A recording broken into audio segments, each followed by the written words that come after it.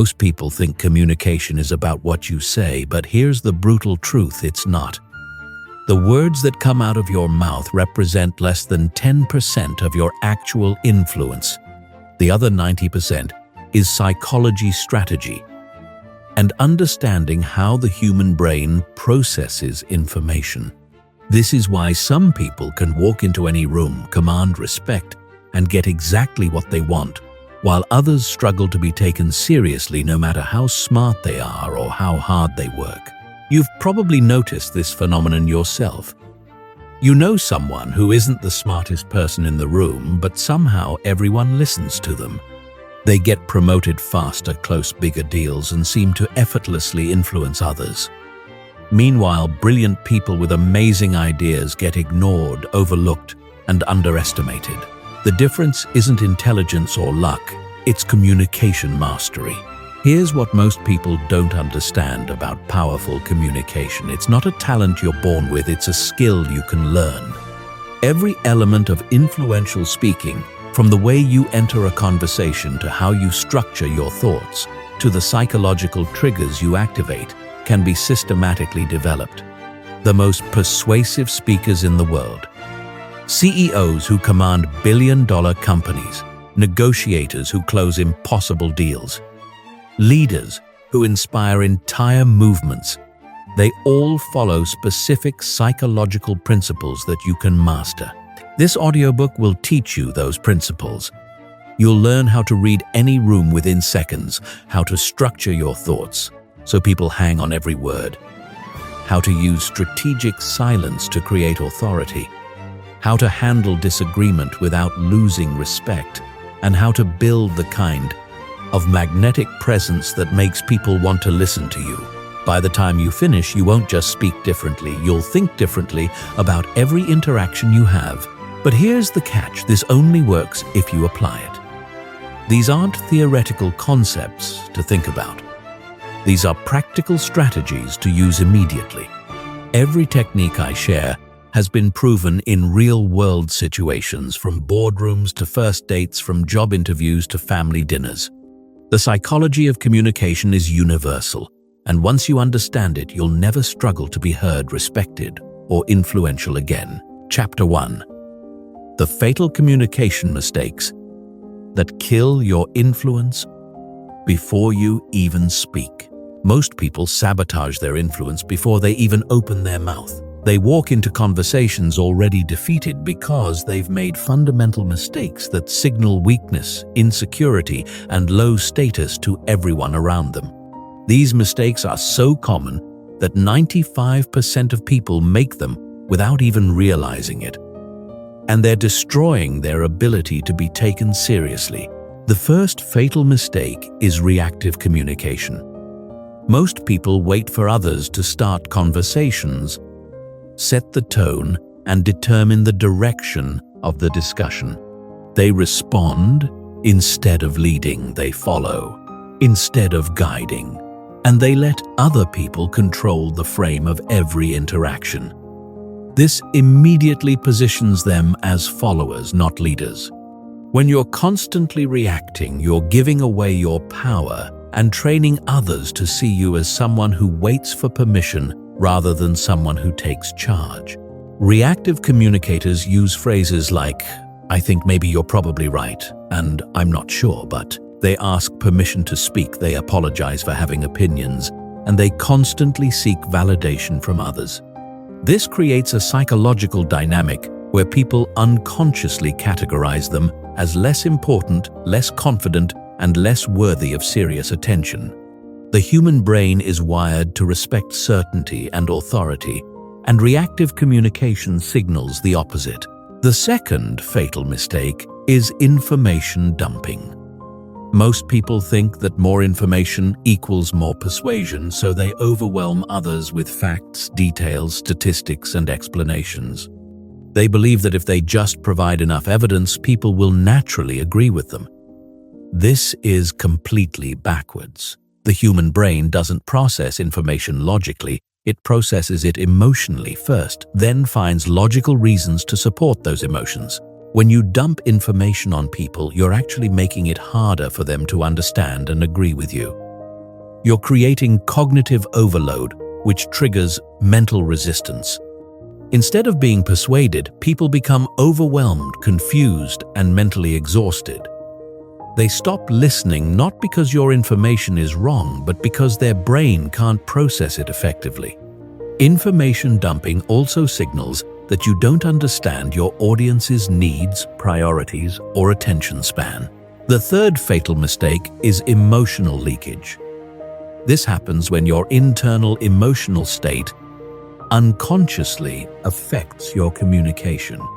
If you're nervous, anxious, insecure, or desperate, these emotions leak out through your voice tone, body language, and word choice, even when you're trying to hide them. People can sense emotional leakage immediately, and it destroys your credibility. Emotional leakage shows up in subtle ways.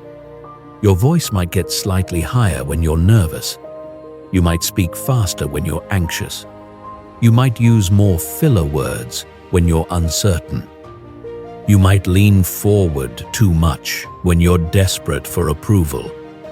These micro-signals communicate more than your actual words, and they tell people that you're not in control of yourself. If you can't control your own emotions, how can you be trusted with important decisions or responsibilities? The fourth fatal mistake is mirror communication. This is when you unconsciously copy the communication style, energy level, and opinions of whoever you're talking to. Mirror communicators become chameleons, constantly adjusting their personality to match their environment. They think this makes them more likable, but it actually makes them forgettable and untrustworthy. When you mirror others, you lose your unique voice and perspective. People can sense that you're not being authentic, and they stop taking you seriously. Mirror communication also prevents you from adding real value to conversations because you're just echoing what others have already said. Instead of being seen as agreeable, you're seen as weak, indecisive, and lacking in personal conviction. The fifth fatal mistake is defensive communication. This happens when you interpret neutral questions or comments as personal attacks and respond defensively.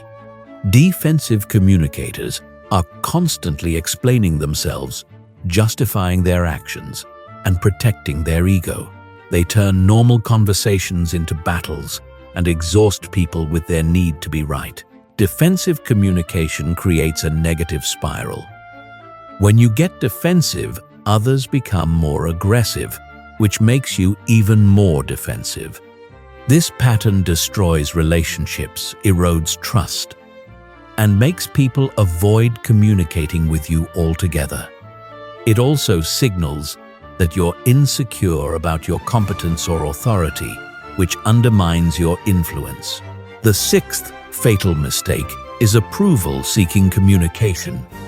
This is when your primary goal in every conversation is to be liked rather than to be respected or effective. Approval seekers constantly monitor other people's reactions and adjust their message based on what they think others want to hear. They avoid disagreement, sacrifice their opinions, and prioritize harmony over truth. Approval-seeking communication might seem nice, but it's actually manipulative and weak. When people sense that you're more concerned with being liked than being honest, they lose respect for you. They also stop trusting your opinions because they know you'll tell them what they want to hear rather than what they need to hear. This makes you irrelevant in important conversations and decisions. The seventh fatal mistake is unconscious communication. Most people have never studied how communication actually works, so they wing it and hope for the best. They don't understand how their tone affects perception, how their word choice creates meaning, or how their body language influences outcomes. This is like trying to perform surgery without understanding anatomy. You might get lucky, but you'll probably cause damage. Unconscious communicators repeat the same mistakes over and over because they don't know what they're doing wrong. They blame others for misunderstanding them, instead of taking responsibility for unclear communication. They get frustrated when people don't respond the way they want, but they never examine their own role in creating those outcomes. These 7 fatal mistakes are epidemic in modern society, and they're the reason why most people struggle with influence, authority, and respect. The good news is that once you become aware of these patterns, you can start changing them immediately. Every conversation becomes an opportunity to practice conscious, strategic communication that builds your influence instead of destroying it. Chapter 2. The Neuroscience of First Impressions: Why People Decide About You in 3 Seconds. Your brain makes snap judgments about other people in less than 3 seconds. And those judgments are incredibly difficult to change. This isn't a flaw in human psychology, it's a survival mechanism that evolved over millions of years to help us quickly identify threats, allies, and opportunities. Understanding how these first impressions work gives you enormous power because you can consciously influence them instead of leaving them to chance. The human brain processes first impressions through multiple channels simultaneously. Your appearance, posture, facial expressions, voice, tone, energy level, and initial words all get processed instantly and unconsciously. Within 3 seconds, people have already decided whether you're competent, confident, trustworthy, high status, or low status, and these decisions shape every subsequent interaction you have with them. This happens because of something called thin slice judgments. The brain takes a tiny slice of information and uses it to make broad predictions about your character, abilities, and intentions. These predictions are remarkably accurate for basic personality traits, but they're also heavily influenced by unconscious biases and social conditioning. This means you can trigger positive first impressions by understanding what signals the brain is looking for. The first element of powerful first impressions is physical presence. Before you say a single word, people are evaluating your posture, movement, and spatial awareness. Confident people take up appropriate space, move with purpose, and maintain steady, controlled movements. They don't fidget, rush, or make themselves smaller. Their physical presence communicates that they belong in the space and have every right to be there. Physical presence starts with your posture. Stand or sit with your spine straight, shoulders back, and head level. This isn't about being rigid, it's about being aligned and grounded. When your posture is strong and stable, it triggers unconscious associations with competence, leadership, and emotional control. When your posture is weak, collapsed, or fidgety, it signals insecurity, nervousness, and low confidence. Your movement patterns also communicate volumes about your internal state. Confident people move deliberately and smoothly. They don't rush unless there's a real urgency, and they don't move slowly unless they're being intentional about creating a specific effect. Their movements have purpose, direction, and control, which signals that they have control over themselves and their environment. The second element is facial expression and eye contact. Your face is the most expressive part of your body, and people read it constantly for emotional information. Confident communicators maintain relaxed, alert facial expressions that show they're engaged but not overly eager. They make appropriate eye contact that shows interest and attention without being aggressive or invasive. Eye contact patterns are particularly important for establishing authority and connection. Strong eye contact signals confidence, honesty, and engagement, but too much becomes aggressive and uncomfortable. The optimal pattern is to maintain eye contact for 3 to 5 second intervals while speaking and 4 to 6 second intervals while listening. This creates a sense of connection without triggering discomfort or dominance battles. Your facial expressions should match your internal emotional state and your intended message. If you're nervous but trying to appear confident, the mismatch will be obvious and undermine your credibility. This is why emotional regulation is so crucial for powerful communication. You need to genuinely feel calm and confident, not just try to fake it. The third element is vocal quality and tone. Your voice carries enormous amounts of information about your emotional state, confidence level, and social status. Within seconds of hearing you speak, people make judgments about your competence, authority, and trustworthiness based purely on how you sound. Confident voices have certain characteristics. They're well supported by breath, which creates a full, rich tone. They have controlled pace, which shows thoughtfulness and intentionality. They have appropriate volume, which demonstrates awareness of the space and audience. They have clear articulation, which signals education and attention to detail. And they have varied intonation, which keeps people engaged and interested. Many people unconsciously sabotage their vocal authority by speaking too quietly, which signals insecurity, speaking too quickly, which signals nervousness, or using uptalk, which makes statements sound like questions. These vocal patterns immediately lower your perceived status and competence, regardless of what you're actually saying. The fourth element is your opening words and energy. The first thing you say sets the tone for the entire conversation, and people remember it disproportionately due to the primacy effect. Confident communicators open with clear, purposeful statements that establish their authority and set the direction for the discussion. Weak openings include apologizing for speaking, interrupting, or taking up time.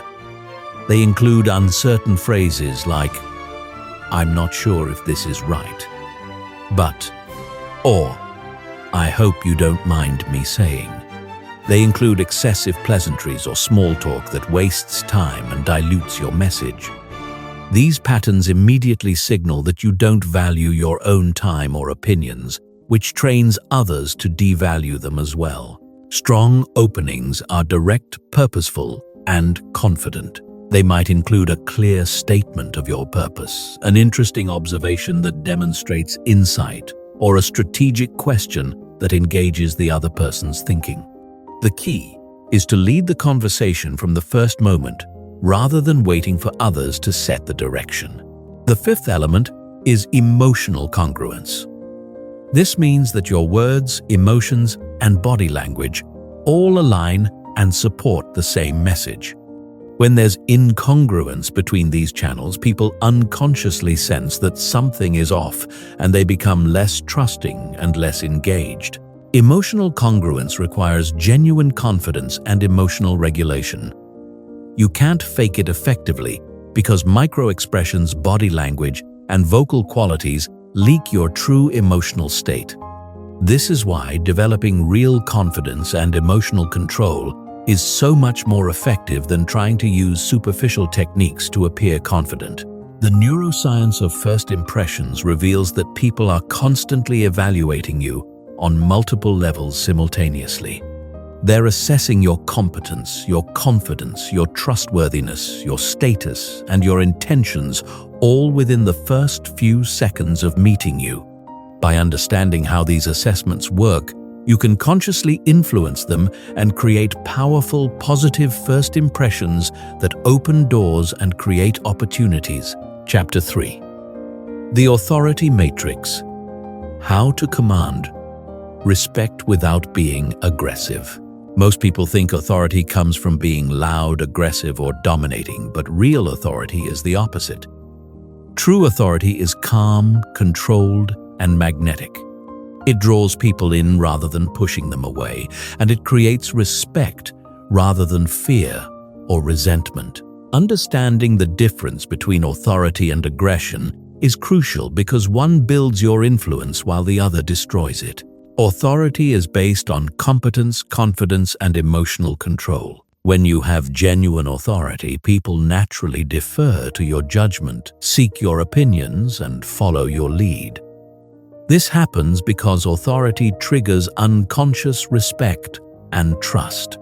People feel safe around authoritative individuals because they sense that these people have control over themselves and their environment. Aggression, on the other hand, is based on force, intimidation, and emotional reactivity. Aggressive people might get temporary compliance, but they don't get genuine respect or willing cooperation. Aggression actually signals weakness because it shows that you need to use force to get what you want, rather than earning it through competence and character. The first element of natural authority is emotional regulation. Authoritative people remain calm and controlled, even in stressful situations. They don't get defensive, angry, or flustered when challenged. This emotional stability signals strength, competence, and leadership capability. When others see that you can maintain your composure under pressure, they naturally view you as someone who can handle responsibility and make good decisions. Emotional regulation doesn't mean being emotionless or robotic. It means being able to choose your emotional responses rather than being controlled by them. Authoritative people feel emotions, but they process them internally before responding. This allows them to respond strategically rather than reactively, which leads to better outcomes and increased respect. The second element is intellectual confidence. This means having well-thought-out opinions based on solid reasoning and being able to articulate them clearly and persuasively.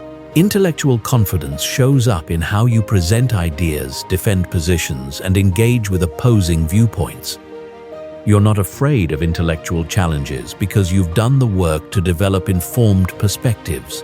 Intellectual confidence is different from arrogance. Arrogant people think they know everything and dismiss other viewpoints without consideration. Intellectually confident people know what they know and acknowledge what they don't know.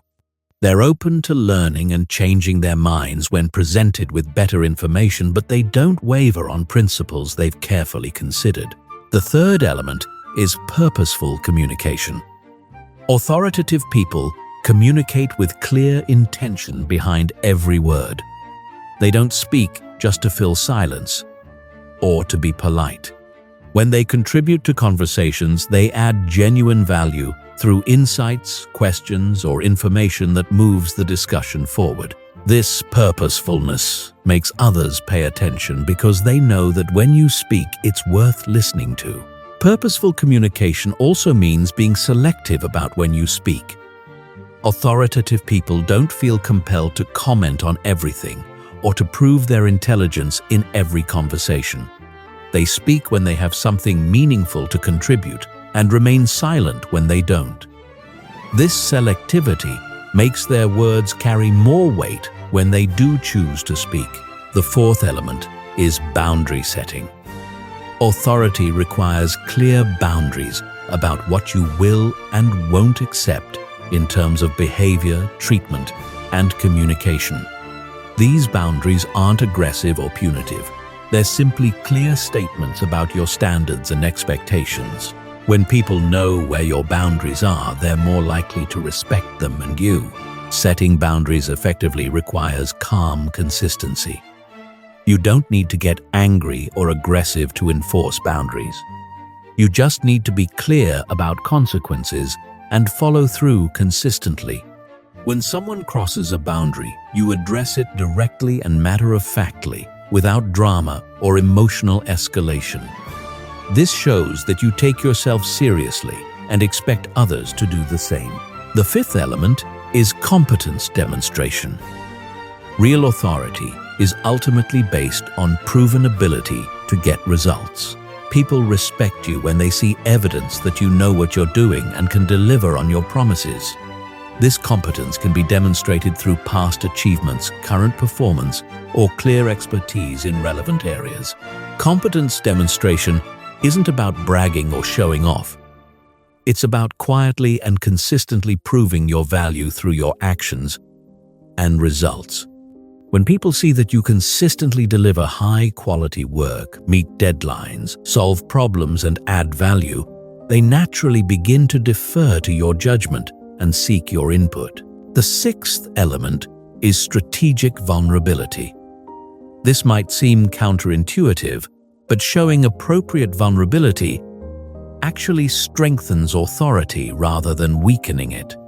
Strategic vulnerability means being honest about limitations, acknowledging mistakes, and asking for help when needed. This shows confidence and emotional maturity rather than weakness. The key is that the vulnerability must be strategic and appropriate. Sharing every insecurity, doubt, or personal problem undermines authority, but acknowledging specific limitations or mistakes while taking responsibility for them actually increases trust and respect. It shows that you're honest, self-aware, and focused on results rather than protecting your ego. The seventh element is social calibration. Authoritative people understand social dynamics and adjust their communication style to fit the situation without compromising their core principles. They know when to be more formal or casual, when to be direct or diplomatic, when to lead or support. This social intelligence allows them to maintain authority across different contexts and relationships. Social calibration requires observing and understanding the unspoken rules of different social environments. What works in a boardroom might not work at a family dinner. What's appropriate with peers might not be appropriate with subordinates or superiors. Authoritative people navigate these differences skillfully, while maintaining their authentic personality and values. Authority is not about dominating others or getting your way through force. It's about earning respect through competence, character, and emotional maturity. When you develop genuine authority, people naturally want to follow your lead, seek your advice, and respect your decisions. This creates influence that lasts and relationships that strengthen over time rather than deteriorating due to resentment or fear. Chapter 4. The Persuasion Operating System. How to change minds without manipulation. Persuasion is not manipulation. Manipulation involves deceiving or coercing people to act against their best interests for your benefit. Persuasion involves helping people make decisions that are genuinely good for them, while also achieving your legitimate objectives.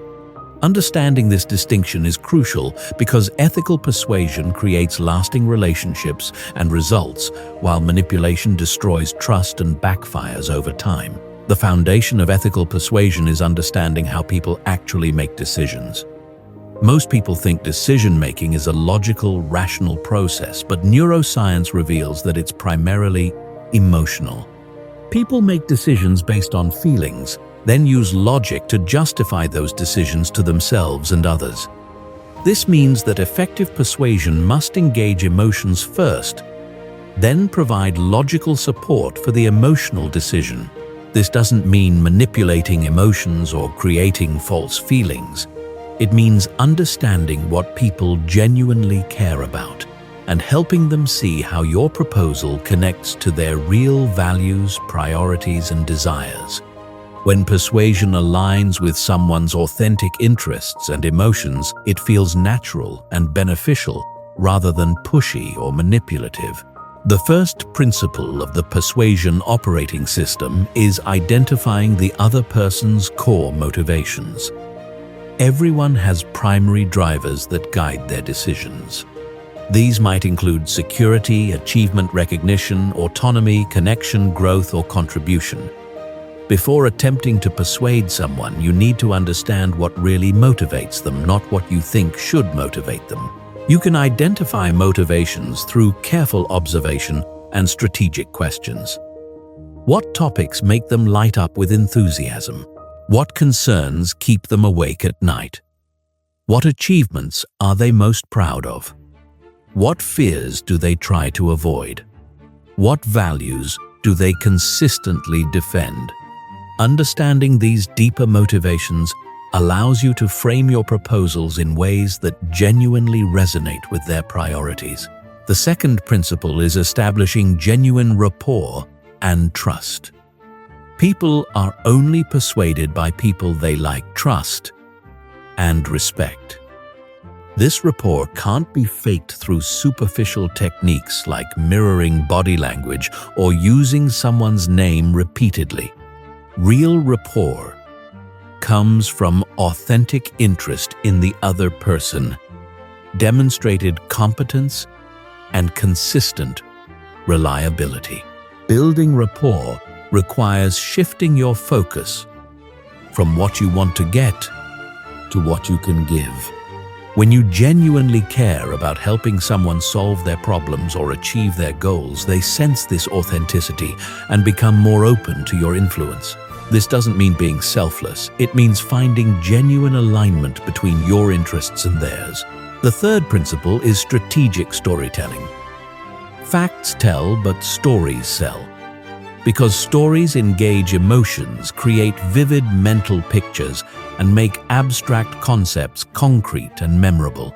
Instead of presenting dry information or logical arguments, you embed your key points in compelling narratives that help people visualize and feel the benefits of your proposal. Effective persuasion stories have specific elements. They feature relatable characters facing similar challenges to your audience.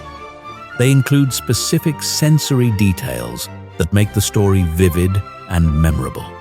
They show clear cause and effect relationships between actions and outcomes.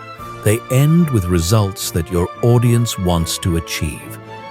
And they position your proposal as the key factor that enabled the positive outcome. The fourth principle is addressing resistance proactively. Every person has reasons for potentially saying no to your proposal, and ignoring these concerns doesn't make them go away. Skilled persuaders identify likely objections and address them before they're raised. This shows that you understand the other person's perspective and have thoughtfully considered their concerns. Addressing resistance isn't about overpowering objections with stronger arguments. It's about acknowledging legitimate concerns and providing genuine solutions or alternatives. Sometimes this means modifying your proposal to better meet their needs.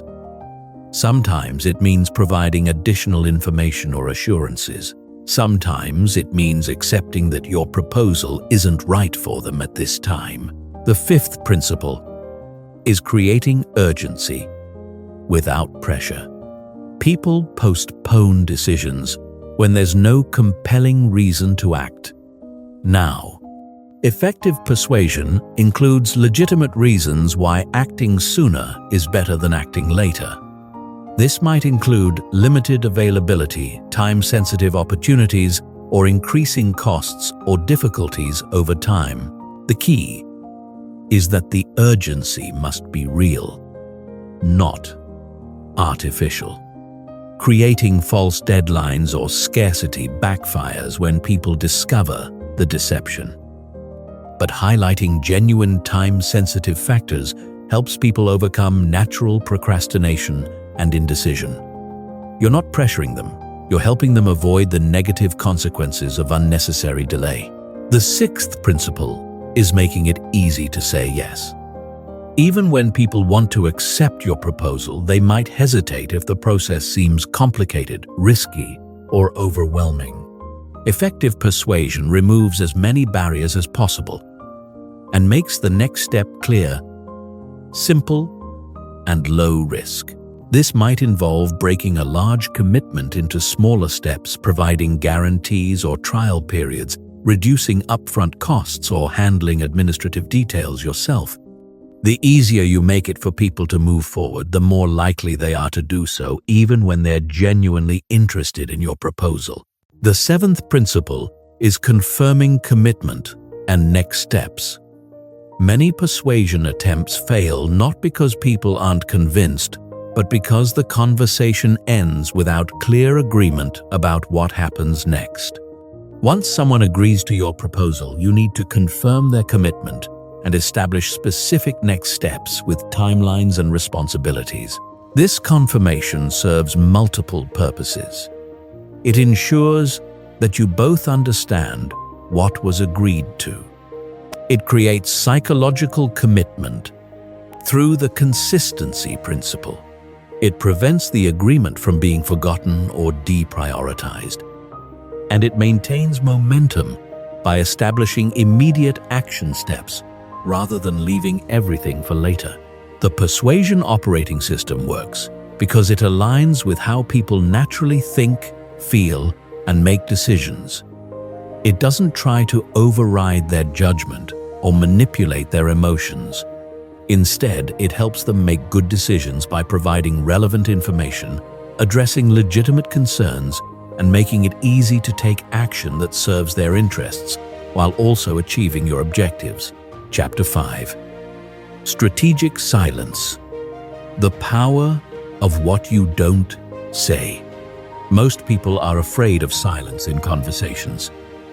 They feel compelled to fill every pause with words, even when they have nothing meaningful to say. This fear of silence destroys their communication power because it makes them appear nervous, anxious, and lacking in confidence. Learning to use silence strategically is one of the most powerful communication skills you can develop. Silence is not the absence of communication, it's a different form of communication.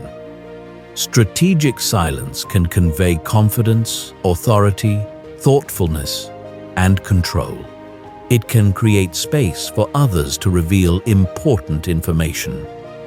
It can add weight and impact to your words.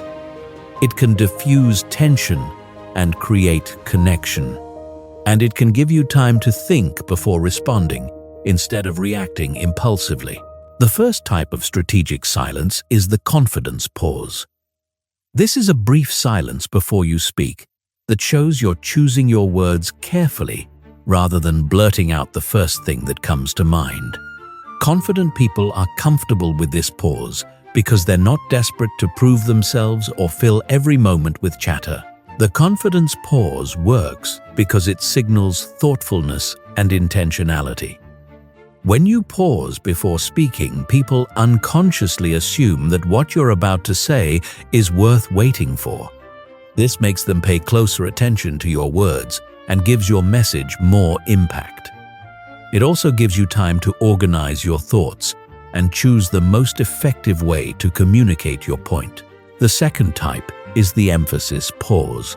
This is a strategic silence after making an important point that allows it to sink in before moving on. Most people rush from point to point without giving their audience time to process important information. The emphasis pause ensures that your key messages are absorbed and remembered rather than lost in a stream of continuous talking. Emphasis pauses are particularly powerful after making bold statements, asking important questions, or delivering surprising information. The silence creates mental space for the other person to consider what you've said, rather than immediately thinking about their response. This increases the likelihood that your message will influence their thinking and decision-making. The third type is the invitation silence. This is a longer pause that creates space for the other person to contribute to the conversation.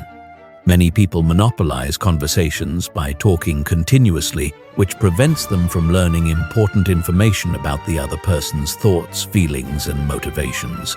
Invitation silences encourage others to share more than they initially intended. Invitation silences work because most people feel compelled to fill conversational gaps. When you create space through silence, others will often reveal information they wouldn't share if you kept talking. This information can be invaluable for understanding their perspectives, building rapport, and identifying opportunities for connection or persuasion. The fourth type is the processing pause. This is a silence that gives you time to think before responding to difficult questions or challenging statements. Instead of feeling pressured to respond immediately, you can take a moment to consider your options and choose the most strategic response. This prevents you from saying something you'll regret and helps you maintain control of the conversation. Processing pauses are especially important when dealing with confrontation, criticism, or high-pressure situations. The natural tendency is to defend yourself immediately, but this often leads to reactive responses that escalate conflict or undermine your position. A strategic pause allows you to respond thoughtfully rather than emotionally, which leads to better outcomes. The fifth type is the tension pause. This is a silence that allows uncomfortable emotions or difficult topics to exist without immediately trying to fix them or move past them. Many people are so uncomfortable with tension that they rush to resolve it even when sitting with the discomfort would be more productive. Tension pauses can be powerful in negotiations, difficult conversations, or when addressing performance issues. Instead of immediately offering solutions or reassurances, you allow the other person to feel the full weight of the situation. This often motivates them to take responsibility or propose solutions themselves rather than waiting for you to fix their problems. The sixth type is the reflection silence. This is a pause that gives both parties time to consider what has been discussed before moving to the next topic or making decisions. Reflection silences prevent rushed decisions and ensure that important conversations receive adequate consideration. Reflection silences are particularly valuable at the end of important discussions or before making significant commitments.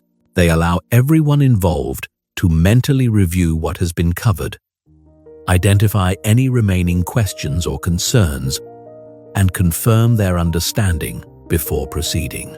Using silence effectively requires overcoming your discomfort with conversational gaps. Most people find silence awkward because they interpret it as a sign that the conversation isn't going well. But strategic silence actually improves conversation quality by creating space for deeper thinking, more genuine sharing, and more thoughtful responses. The key to comfortable silence is shifting your mindset from feeling responsible for constant entertainment to being confident in your presence. You don't need to fill every moment with words to add value to a conversation. Sometimes the most valuable thing you can contribute is attentive listening and thoughtful pauses that encourage others to share more deeply. Practicing strategic silence also requires paying attention to your own emotional state. If you're anxious, nervous, or insecure, you'll feel more pressure to fill silence with chatter. But if you're calm, confident, and centered, you'll be comfortable with conversational pauses and able to use them strategically. The power of silence lies in its rarity. In a world where most people talk too much and listen too little, those who master strategic silence stand out as unusually thoughtful, confident, and compelling communicators.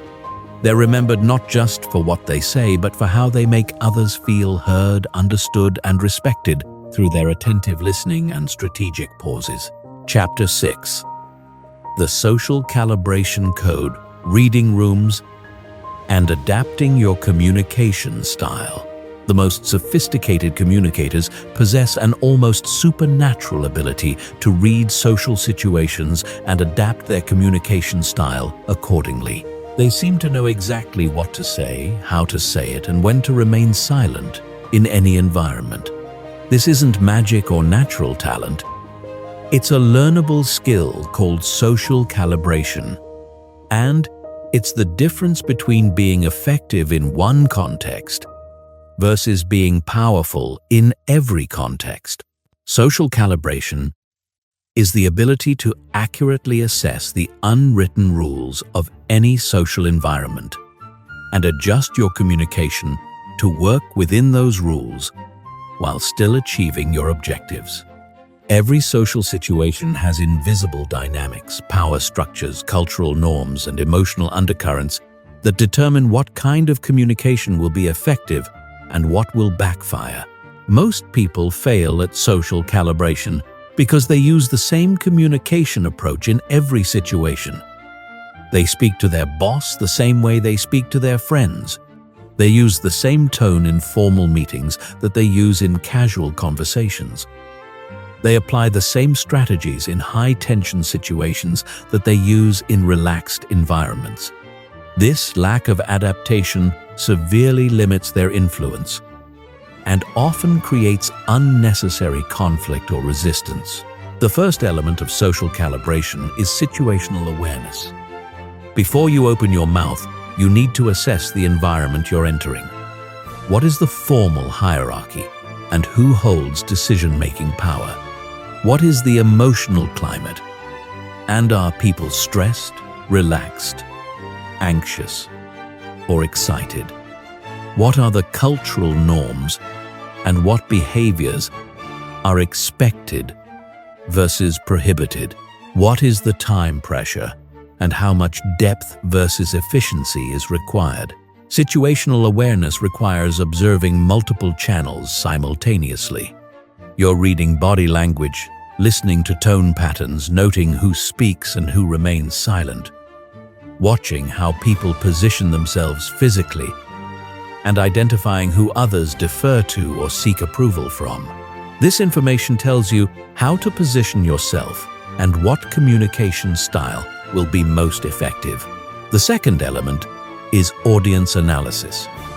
Different people respond to different types of communication, and effective calibration requires understanding your specific audience. Are they analytical people who want facts and logic, or relational people who want connection and emotion? Are they detail-oriented people who need comprehensive information, or big-picture people who want summary and vision? Are they risk-averse people who need reassurance, or risk-tolerant people who respond to bold proposals? You can assess audience preferences through several indicators. Their professional background often predicts their communication preferences. Engineers and analysts typically prefer logical, structured presentations, while sales and marketing people often respond better to emotional storytelling. Their questions reveal whether they think in details or concepts, whether they focus on problems or opportunities, whether they prioritize safety or growth. The third element is power dynamics assessment. Every social situation has formal and informal power structures that determine how influence flows.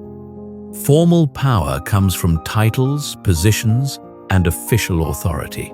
Informal power comes from relationships, expertise, social status, and personal charisma. Effective communication requires understanding both types of power and adapting your approach accordingly. When communicating with people who have higher formal power, you typically need to be more structured, respectful, and results-focused. You should prepare thoroughly present information clearly and respect their time constraints. When communicating with people who have informal power, you might need to be more relational, collaborative, and patient in building consensus. Understanding power dynamics also helps you avoid accidentally threatening or undermining powerful people. Some communication styles that work well with peers can backfire with superiors if they seem disrespectful or presumptuous. Other styles that work with subordinates can appear weak or indecisive with peers or superiors. The fourth element is cultural competence. Every organization, industry, and social group has unique cultural norms that affect communication effectiveness. These cultures determine what topics are safe versus dangerous, what communication styles are respected versus rejected, and what behaviors signal competence versus incompetence. Corporate cultures vary dramatically in their communication preferences. Some value direct confrontational debate, while others prioritize harmony and consensus. Some reward bold risk-taking, while others punish any deviation from established procedures. Some encourage informal, casual interaction, while others maintain strict professional boundaries. Misreading these cultural signals can destroy your credibility and influence. Cultural competence requires observing how successful people in that environment communicate and modeling their effective patterns while avoiding their mistakes. You're looking for the unwritten rules that determine who gets promoted, who gets listened to, and who gets marginalized based on their communication style. The fifth element is emotional intelligence calibration. Every social situation has an emotional tone that affects how people receive and process communication. High-stress environments require different approaches than relaxed environments. Celebratory situations call for different energy than problem-solving situations. Crisis moments demand different strategies than routine interactions. Emotional calibration means matching your energy and tone to the situational requirements while still maintaining your authentic personality. If everyone is stressed and urgent, you can't be slow and casual without appearing disconnected. If everyone is formal and serious, you can't be playful and irreverent without seeming inappropriate. But you also can't completely suppress your personality, or you'll appear fake and untrustworthy. The sixth element is strategic flexibility. Social calibration isn't about becoming a chameleon who has no consistent identity. It's about being strategically flexible in your communication approach while maintaining your core values and objectives. You're adapting your methods, not your principles, your style, not your substance, your presentation, not your purpose. Strategic flexibility requires having multiple communication approaches in your repertoire. You need to be able to communicate analytically when the situation requires logic emotionally, when connection is needed assertively, when leadership is required, and collaboratively when consensus building is important. This range allows you to be effective across diverse situations and relationships. The seventh element is real-time adjustment. Social calibration isn't just about reading a situation correctly at the beginning, it's about continuously monitoring feedback and adjusting your approach as the situation evolves. People's moods change, power dynamics shift, and new information emerges that requires communication strategy modifications. Real-time adjustment requires paying attention to micro-feedback signals. Are people leaning in or leaning back? Are they asking questions or remaining silent? Are they making eye contact or looking away? Are they nodding in agreement or showing signs of confusion or disagreement? This feedback tells you whether your current approach is working or needs modification. Effective real-time adjustment also requires having the emotional flexibility to change course without losing confidence or composure. Many people get locked into communication approaches even when they're clearly not working because changing feels like admitting failure. But strategic adaptation is a sign of social intelligence, not weakness. Mastering social calibration transforms you from someone who is effective in limited contexts to someone who can succeed in any environment. You become the person others rely on for important conversations, difficult negotiations, and high-stakes presentations, because you have the rare ability to read situations accurately and communicate in ways that achieve results while maintaining relationships. Chapter 7. The Confidence Algorithm Building Unshakable Self-Assurance in Any Situation. Confidence is not a personality trait you're born with. It's a skill you can systematically develop. Most people think confidence comes from success, but the reality is reversed. Confidence creates success, not the other way around. When you understand how confidence actually works, you can build it deliberately and maintain it consistently, regardless of external circumstances.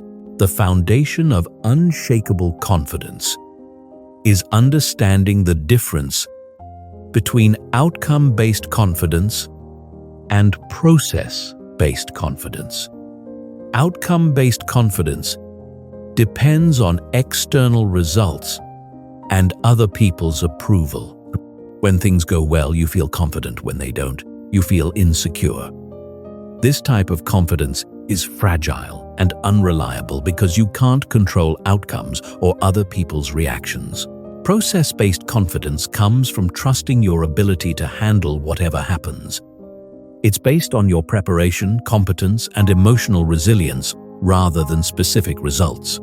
When you have process-based confidence, you remain steady and self-assured even when outcomes are uncertain or disappointing, because you know you have the skills and character to navigate any situation effectively. The first element of the confidence algorithm is competence building. Real confidence is rooted in real ability, and you can't fake competence for very long without being exposed.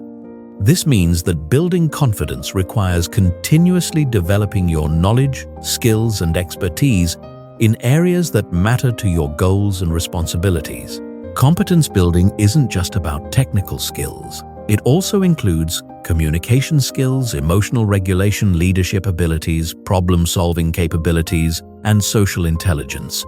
The broader your competence base, the more confident you can be in diverse situations because you know you have the tools to add value and achieve results. The key to competence building is deliberate practice focused on your specific weaknesses and challenges. Most people practice what they're already good at because it feels comfortable and rewarding. But confidence comes from knowing you can handle difficult situations, which requires practicing the skills you'll need when things go wrong. The second element is preparation mastery. Confidence grows when you know you've prepared thoroughly for whatever challenges you might face. This preparation includes researching relevant information, anticipating potential problems, developing contingency plans, and rehearsing important communications or presentations. Preparation mastery goes beyond surface-level planning to include mental and emotional preparation. You visualize successful outcomes but also prepare mentally for potential setbacks or difficulties. You practice staying calm and focused under pressure. You develop quick decision-making processes for unexpected situations. This comprehensive preparation gives you confidence that you can handle anything that comes up. The third element is evidence accumulation. Your brain builds confidence by accumulating evidence that you can succeed in challenging situations. Every time you handle a difficult conversation, navigate a complex problem, or achieve a meaningful goal, you add to your evidence bank of personal competence. Most people don't pay attention to their successes and accomplishments, so they don't get the confidence benefits from their achievements. They focus on failures and problems while dismissing or minimizing their successes. Building confidence requires deliberately noting and remembering evidence of your capabilities and achievements. You can accelerate evidence accumulation by setting progressive challenges that stretch your abilities without overwhelming them. Start with situations that are slightly outside your comfort zone and gradually increase the difficulty as your confidence grows. Each success builds evidence that you can handle increasingly challenging situations. The fourth element is self-talk optimization. Your internal dialogue has enormous impact on your confidence levels because your brain believes what you tell it repeatedly. Most people have negative self-talk patterns that undermine their confidence through constant self-criticism, doubt, and catastrophic thinking. Optimizing self-talk doesn't mean unrealistic positive thinking or denying genuine challenges. It means developing accurate, realistic self-assessment that acknowledges both your strengths and areas for improvement without being unnecessarily harsh or defeatist. You speak to yourself the way you would speak to a valued colleague, objective, supportive, and constructive. Effective self-talk focuses on process rather than outcome. on effort rather than ability, and on learning rather than proving. Instead of telling yourself you have to be perfect, you remind yourself that you're capable of handling challenges and learning from mistakes. Instead of fearing failure, you frame difficulties as opportunities to demonstrate resilience and problem-solving skills. The fifth element is posture and physiology management. Your physical state directly affects your emotional and mental state through the mind-body connection. When you maintain confident posture, move with purpose, and control your breathing, you actually feel more confident, not just appear more confident. Confident physiology includes standing or sitting with proper alignment, moving deliberately rather than frantically making appropriate eye contact, and using controlled gestures that support your communication. These physical practices don't just project confidence to others, they generate genuine feelings of confidence within yourself. Breathing patterns are particularly important for confidence management. Shallow, rapid breathing triggers anxiety and nervousness, while deep, controlled breathing promotes calm confidence. Learning to regulate your breathing gives you a powerful tool for managing your emotional state in any situation.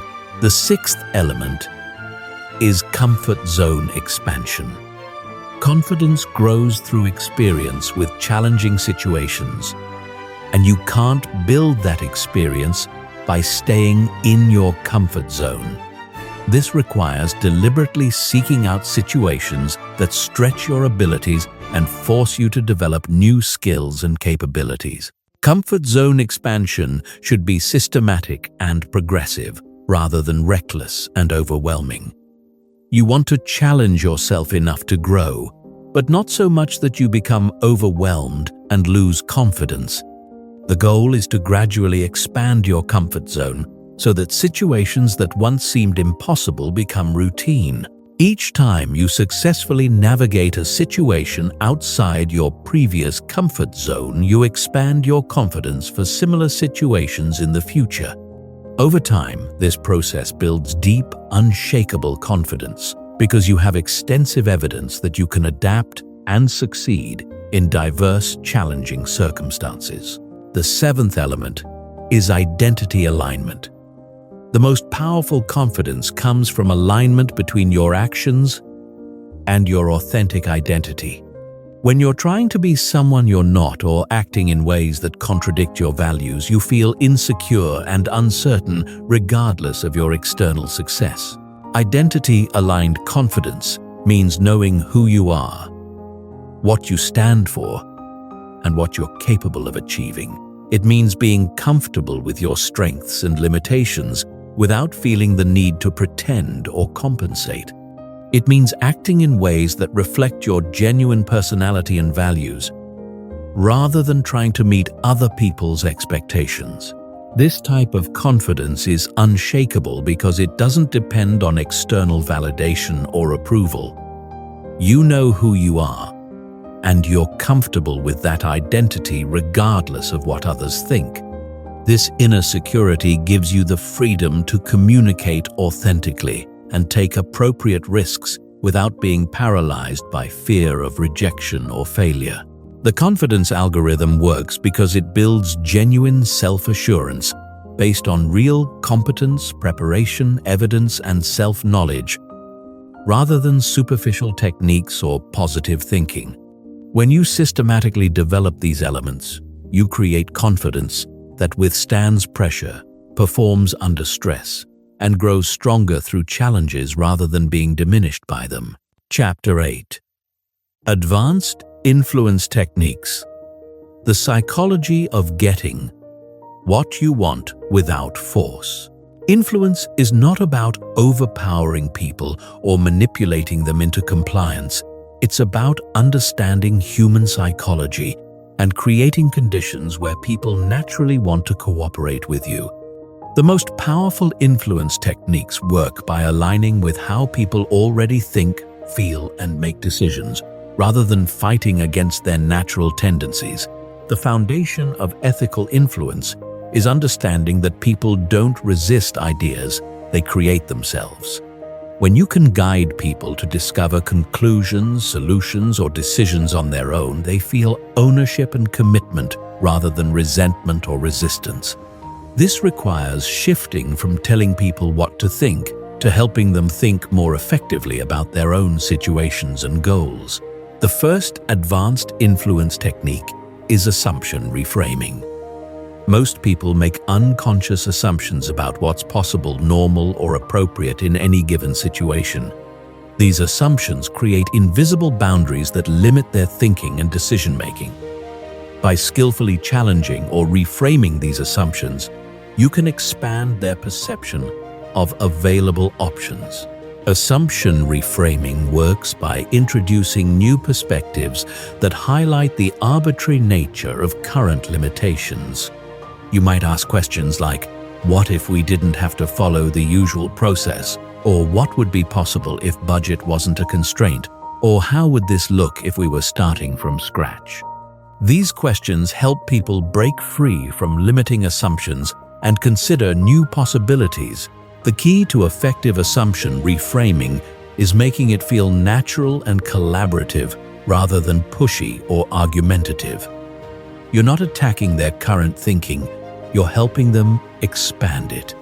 You present alternative perspectives as interesting possibilities to explore rather than as corrections to their faulty reasoning. The second technique is social proof orchestration. People look to others for guidance about what to think, feel, and do, especially in uncertain situations. By strategically highlighting relevant examples of others who have made similar decisions, you can influence people's perception of what's normal, reasonable, or beneficial. Social proof orchestration requires careful selection of relevant examples that match the person's situation, values, and concerns. The examples should come from people they respect or identify with and demonstrate outcomes they want to achieve. Generic testimonials or irrelevant examples can actually backfire by highlighting differences rather than similarities. You can also create social proof through strategic networking and relationship building. When influential people in someone's network support your position or proposal, it carries much more weight than your direct advocacy. This requires building genuine relationships with key influencers and helping them understand how your proposals benefit their interests as well. The third technique is cognitive reframing. This involves helping people interpret situations, events, or information in ways that support better decision-making. The same facts can be perceived very differently depending on how they're framed and presented. Skilled influence practitioners help people see situations in ways that reveal opportunities rather than just obstacles. Cognitive reframing works by shifting focus from problems to solutions, from costs to benefits, from risks to potential rewards, from what's missing to what's possible. You're not changing the facts, you're helping people interpret those facts in more productive and optimistic ways that enable action rather than paralysis. Effective cognitive reframing requires understanding the other person's current mental framework and gently guiding them toward more empowering interpretations. This means listening carefully to how they describe situations and strategically introducing alternative perspectives that open up new possibilities. The fourth technique is reciprocity activation. People feel psychologically obligated to return favors and reciprocate kindness. This principle can be used ethically by providing genuine value before asking for anything in return. When you help people solve problems, achieve goals, or gain insights, they naturally want to cooperate with your requests. Reciprocity activation works best when the value you provide is unexpected, personalized, and clearly beneficial to the recipient. It should feel like a genuine gift rather than an obvious manipulation tactic. The goal is to create positive feelings and goodwill that naturally lead to cooperation rather than obligation that feels manipulative. You can activate reciprocity through providing useful information, making valuable introductions, offering practical assistance, sharing relevant expertise, or simply giving genuine recognition and appreciation. The key is that your giving should be authentic and focused on their needs, rather than obviously designed to create obligation.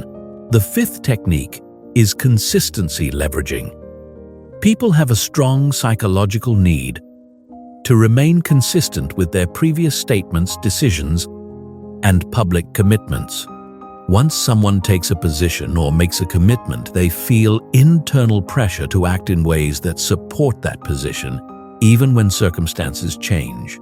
Consistency leveraging involves helping people connect your proposals to commitments, values, or positions they've already established. If someone has publicly committed to improving customer service, you can frame your proposal as a way to fulfill that commitment. If they've stated certain values, you can show how your request aligns with those values. The key to ethical consistency leveraging is ensuring that the connections you highlight are genuine and beneficial, rather than superficial or manipulative. You're helping people see how your proposal supports their authentic commitments and values, not tricking them into compliance through artificial consistency pressure. The sixth technique is scarcity and urgency creation. People value things more when they perceive them as rare, limited, or time-sensitive. This principle can be used ethically when the scarcity or urgency is genuine and relevant to the person's goals. Creating false scarcity is manipulative and backfires when discovered. Genuine scarcity might include limited availability of opportunities, resources, or timing windows. Real urgency might involve deadlines, consequences, or changing market conditions. The key is to help people understand actual time sensitivity, rather than creating artificial pressure through fake deadlines or false limitations. When highlighting scarcity or urgency, you should also provide clear information about why the limitation exists and what the consequences of delay might be. This helps people make informed decisions rather than feeling pressured into hasty choices they might regret later. The seventh technique is emotional alignment. People make decisions based on emotions, then justify them with logic. Effective influence requires connecting with people's genuine emotions and helping them see how your proposal satisfies their emotional needs and desires, not just their logical requirements. Emotional alignment means understanding what people really care about at a deeper level than their stated rational preferences. What are their fears, hopes, ambitions, and values? How do they want to feel about themselves and their decisions? What emotional outcomes are they trying to achieve or avoid? Once you understand someone's emotional drivers, you can frame your communication in ways that connect with those feelings while still providing solid logical support. You're not manipulating emotions, you're helping people see how your proposal aligns with what they genuinely care about most deeply. These advanced influence techniques work because they align with natural human psychology rather than fighting against it. They help people make better decisions that serve their interests, while also achieving your legitimate objectives. When used ethically, they create win-win outcomes that strengthen relationships and build long-term cooperation and trust. Chapter 9: Crisis Communication: How to Stay Powerful When Everything Goes Wrong. Crisis situations reveal who has real communication power and who just appears confident when things are easy.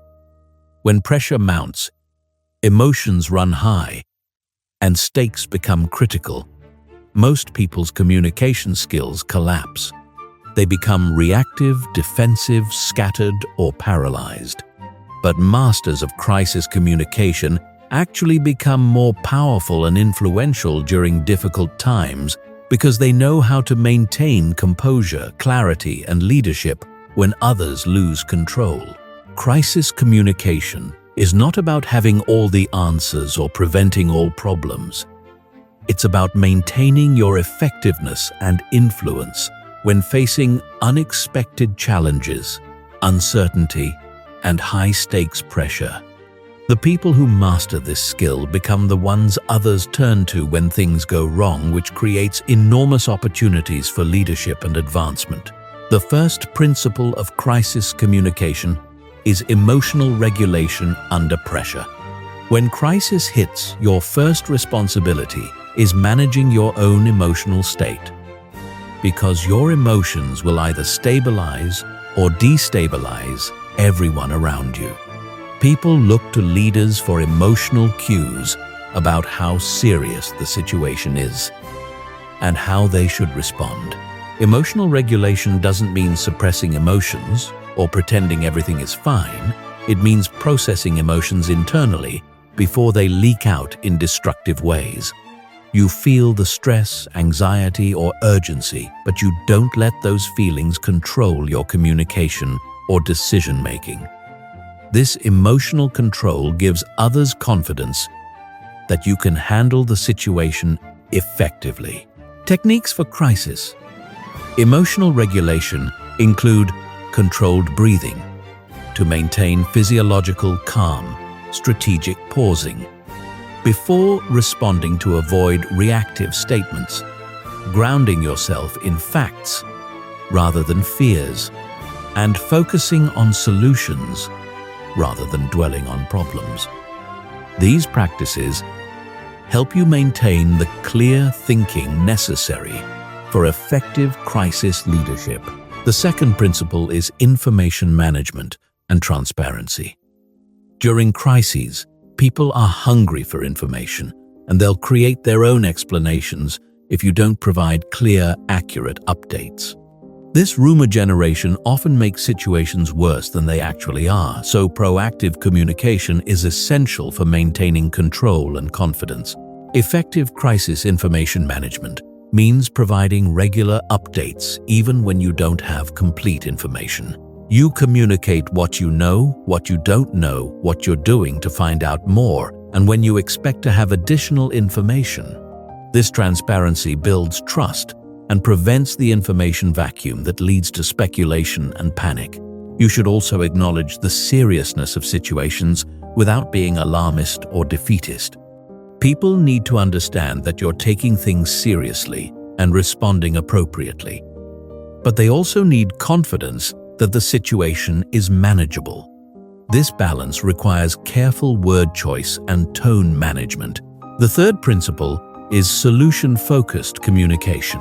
Crisis situations naturally generate problem-focused thinking, where people become absorbed in analyzing what went wrong, who's to blame, and how bad things might get. While some problem analysis is necessary, effective crisis communication quickly shifts focus to solution development and action planning. Solution-focused communication means acknowledging problems without dwelling on them, redirecting energy toward constructive action, and maintaining optimism about finding workable solutions. You ask questions like, what can we do now to improve this situation? What resources do we have available? And what would success look like given our current constraints? This approach doesn't mean ignoring real problems or being unrealistically positive. It means channeling mental and emotional energy toward productive problem solving rather than getting stuck in circular problem analysis or blame assignment that doesn't improve outcomes. The fourth principle is stakeholder-specific messaging. Different groups of people affected by a crisis have different concerns, information needs, and decision-making authority. Effective crisis communication involves tailoring your message content timing and delivery method to each stakeholder group's specific situation and requirements. Internal team members need detailed information about immediate action steps, role clarifications, and resource availability. Senior leadership needs strategic perspective, impact assessment, and recommendation options. External partners need relevant updates without confidential details. Customers need reassurance about how the situation affects them and what you're doing to protect their interests. Creating stakeholder-specific messaging requires understanding each group's priorities, concerns, and decision-making processes. You provide enough information for them to feel informed and confident without overwhelming them with irrelevant details or creating unnecessary anxiety about aspects that don't affect them. The fifth principle is decisive leadership communication. Crises require decisions to be made quickly with incomplete information under time pressure. Effective crisis communicators can gather input quickly, synthesize information efficiently, and communicate decisions clearly, even when they're not completely certain about all the implications. Decisive leadership communication involves stating decisions, clearly explaining the reasoning behind them, assigning specific responsibilities with deadlines, and establishing follow-up processes for monitoring results, and making adjustments. You don't wait for perfect information or universal consensus, because delay often makes problems worse. The key is balancing speed with thoroughness. You move quickly enough to address urgent needs, but thoughtfully enough to avoid creating bigger problems through hasty decisions. This requires developing good judgment about when more analysis is needed versus when action is more important than additional planning. The sixth principle is reputation protection and recovery. How you communicate during crises significantly impacts your long-term reputation and relationships. People remember how you handled pressure more than they remember the specific problems you faced. This makes crisis communication an opportunity to demonstrate character, competence, and leadership, rather than just a challenge to survive. Reputation protection involves taking appropriate responsibility without unnecessary self-blame, maintaining professional standards even under pressure, and following through on commitments made during crisis periods. You don't promise things you can't deliver, but you do everything possible to fulfill the commitments you make. Recovery communication focuses on learning from the crisis, improving systems and processes to prevent similar problems, and demonstrating that you've grown stronger and more capable as a result of handling the challenge. This positions crises as growth opportunities rather than just problems to overcome.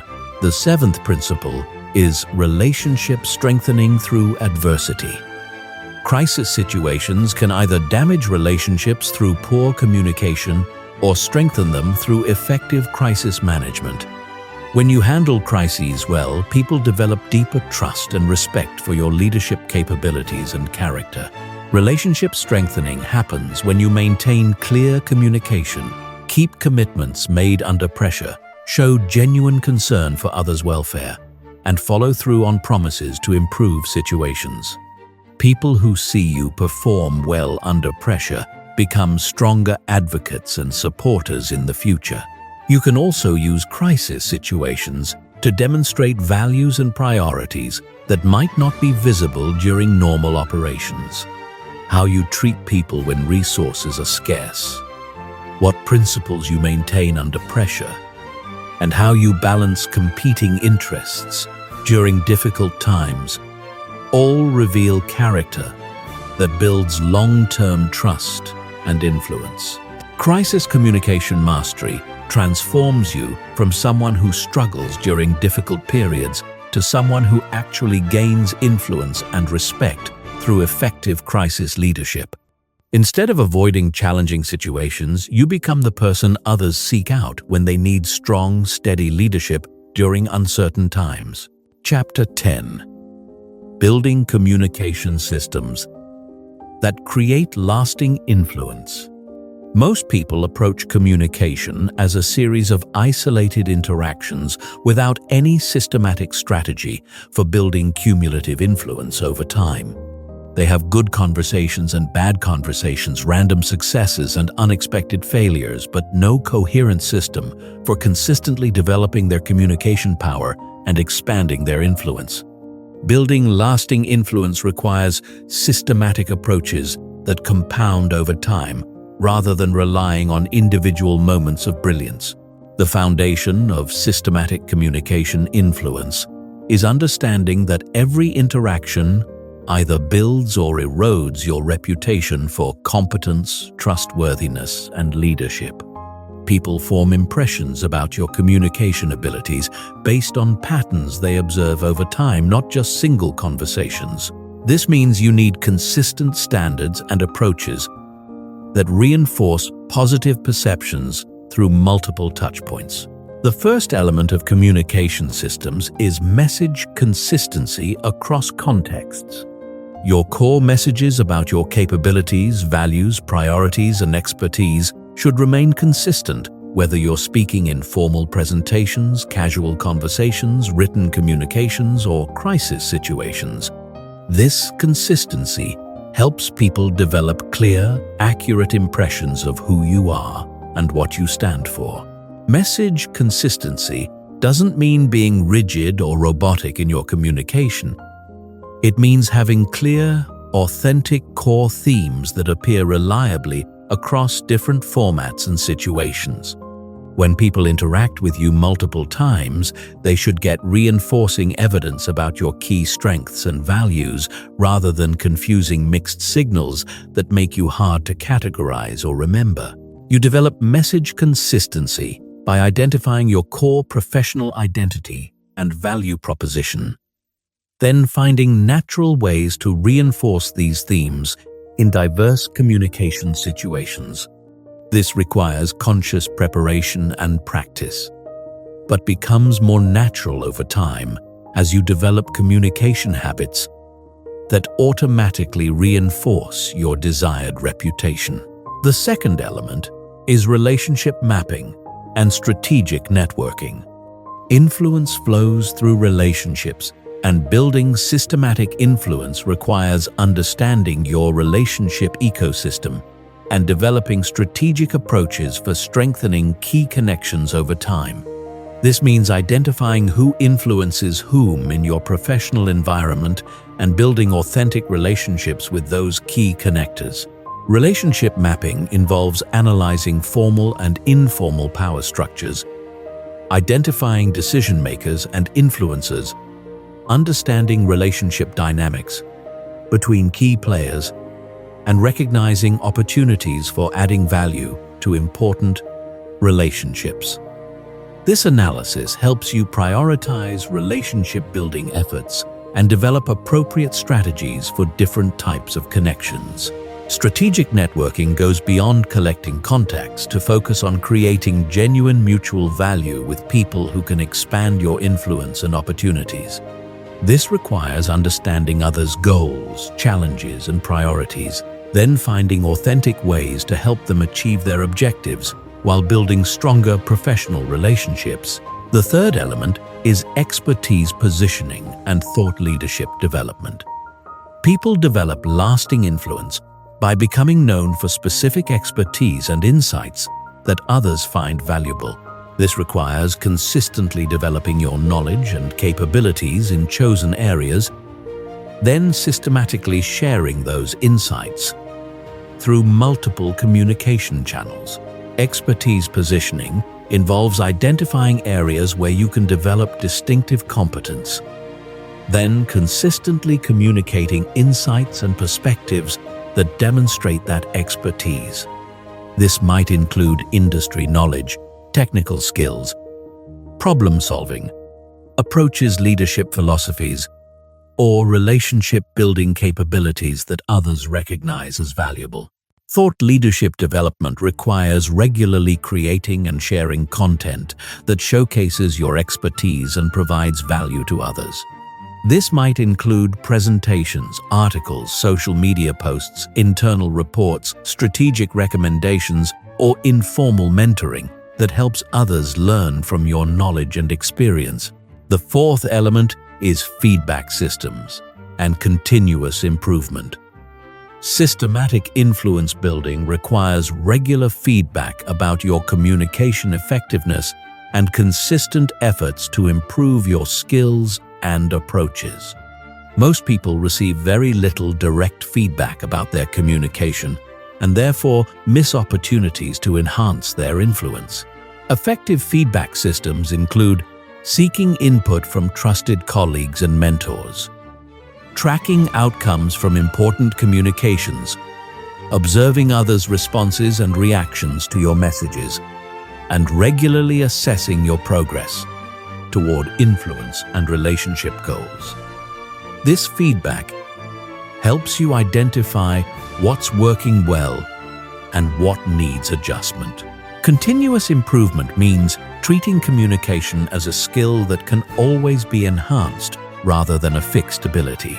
You study effective communicators, analyze successful interactions, practice new techniques, and experiment with different approaches to expand your communication repertoire and effectiveness. The fifth element is platform development and visibility creation. Lasting influence requires that people know about your capabilities and expertise, which means systematically creating visibility for your ideas, contributions, and achievements. This involves identifying appropriate platforms and opportunities to showcase your communication skills and thought leadership. Platform development might include volunteering for high-visibility projects, seeking speaking opportunities, writing for company publications, participating in industry events, joining professional organizations, or taking leadership roles in important initiatives. These platforms give you opportunities to demonstrate your communication capabilities to broader audiences. Visibility creation also requires documenting and sharing your achievements and insights, rather than assuming that good work will automatically be recognized. This means strategically communicating about your successes, helping others understand your contributions, and creating tangible evidence of your expertise and impact. The sixth element is succession planning and mentorship systems.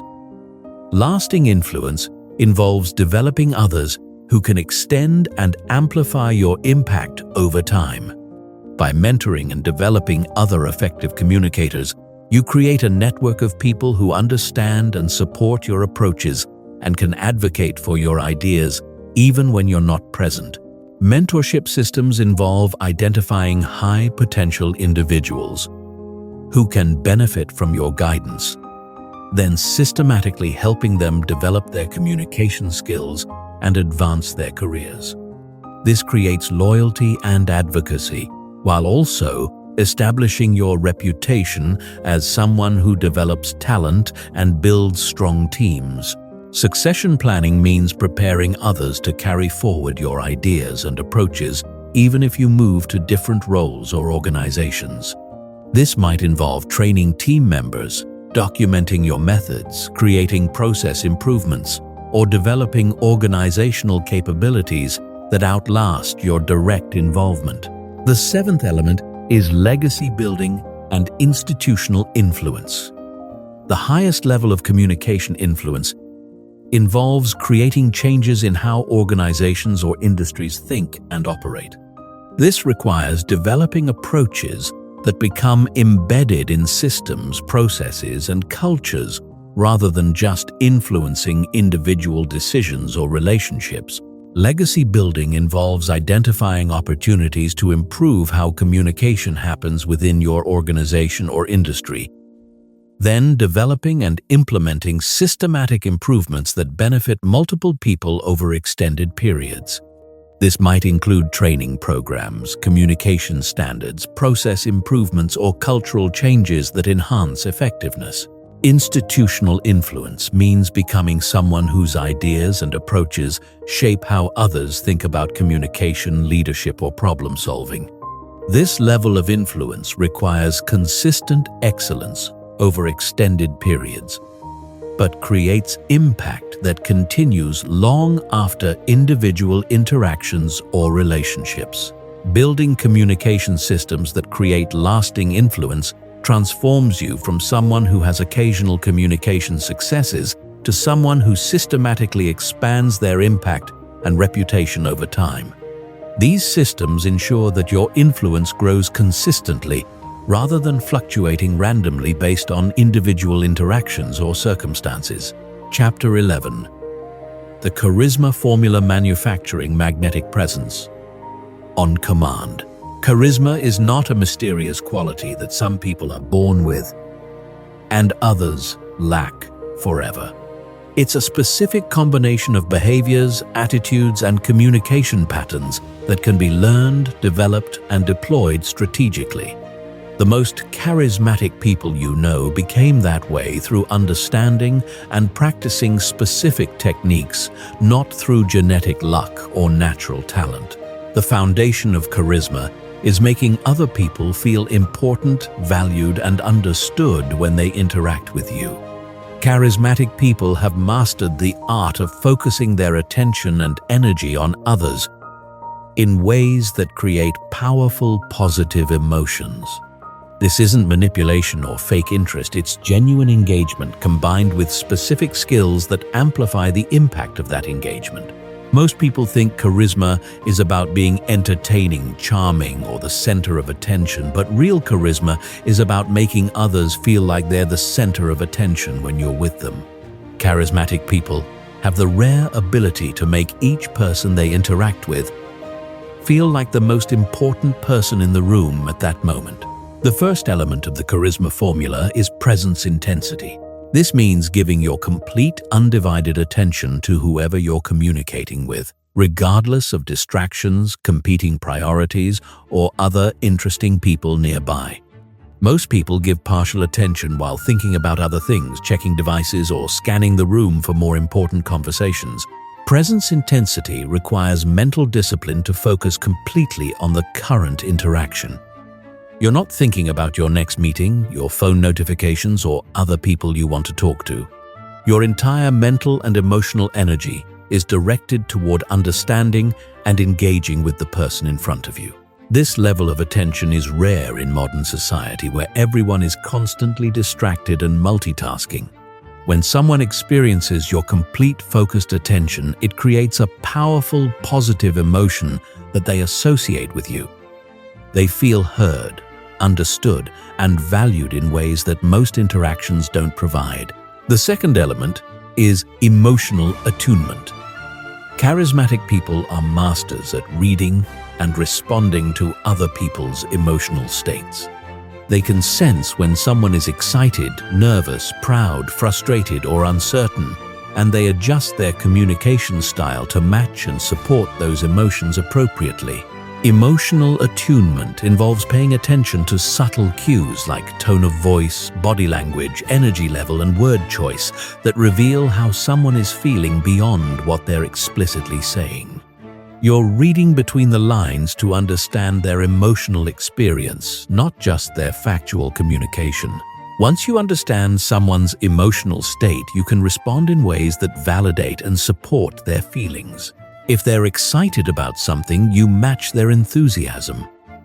If they're worried about a challenge, you acknowledge their concern and offer appropriate support. If they're proud of an achievement, you celebrate with them genuinely. The third element is curiosity amplification. Charismatic people ask better questions and show genuine interest in learning about others. They're not just waiting for their turn to talk or looking for opportunities to share their own stories. They're authentically curious about other people's experiences, perspectives, and insights. Curiosity amplification means asking follow-up questions that show you're really listening and want to understand more deeply. Instead of surface-level small talk, you probe into what makes people passionate, what challenges they're facing, what they're learning, and what they're excited about. These deeper questions create more meaningful connections. The key is that your curiosity must be genuine, not strategic. People can sense when you're asking questions just to appear interested versus when you're actually fascinated by their answers. Real curiosity creates real connection, while fake interest feels manipulative and hollow. The fourth element is energy management and contagion.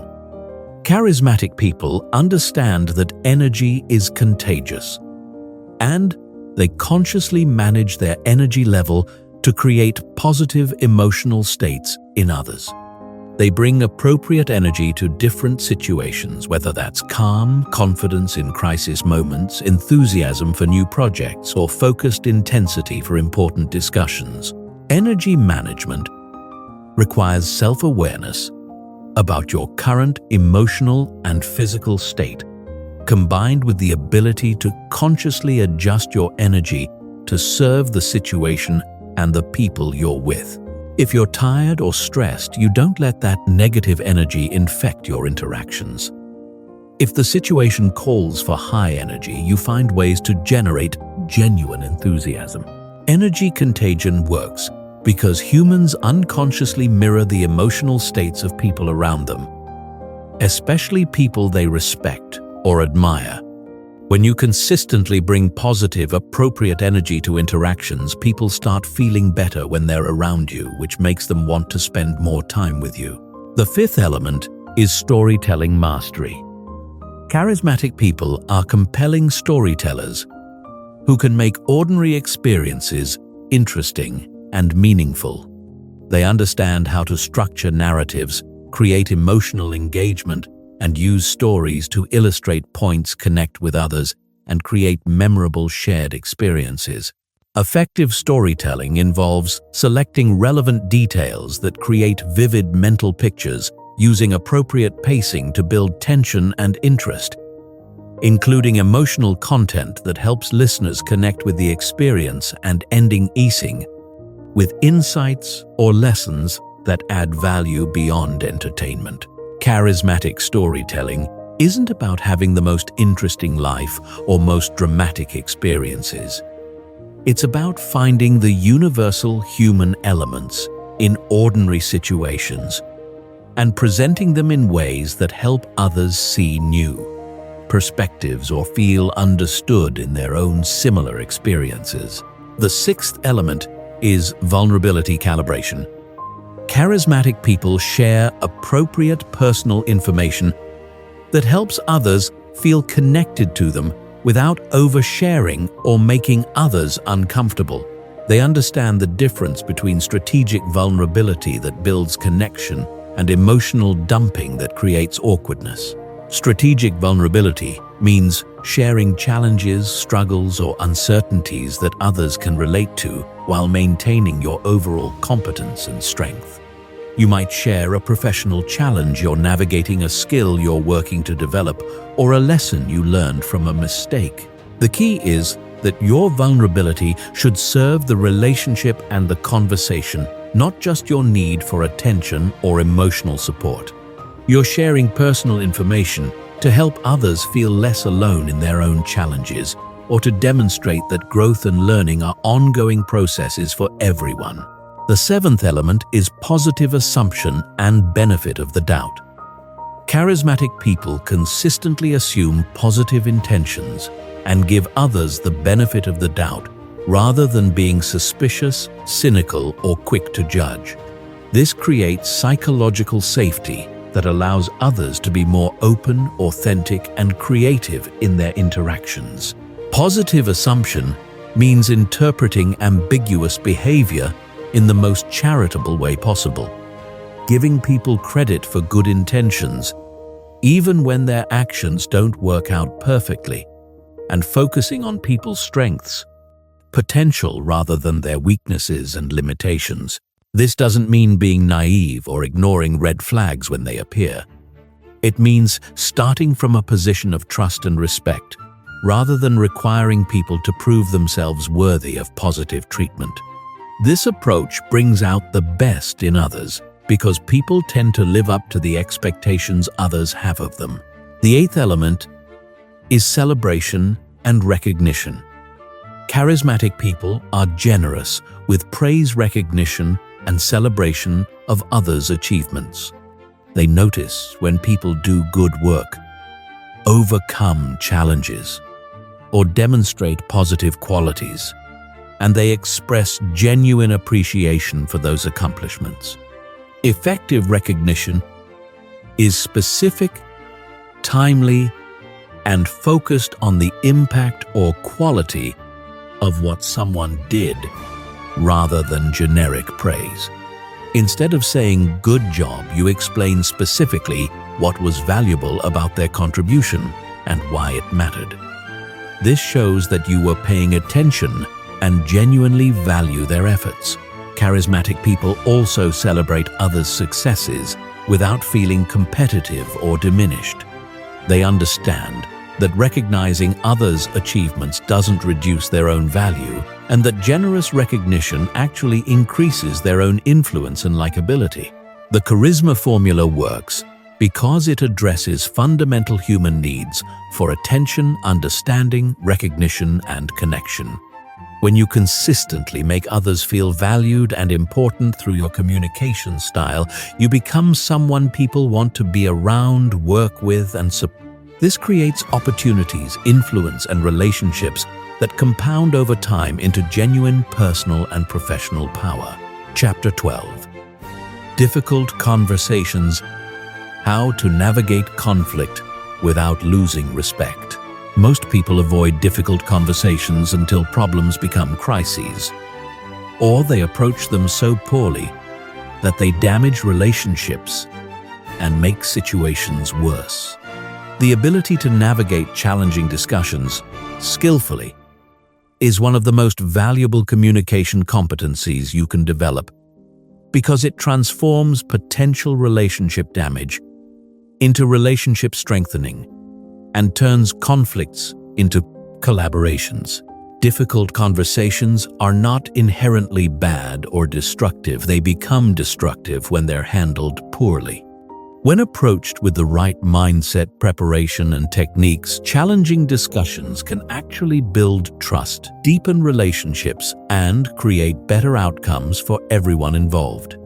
The key is learning to have these conversations in ways that preserve dignity, maintain respect, and focus on solutions rather than blame. The foundation of effective, difficult conversations is shifting from adversarial thinking to collaborative problem-solving.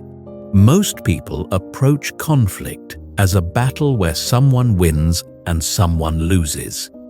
But this mindset guarantees relationship damage, regardless of the immediate outcome. Collaborative thinking focuses on understanding different perspectives and finding solutions that address everyone's legitimate needs.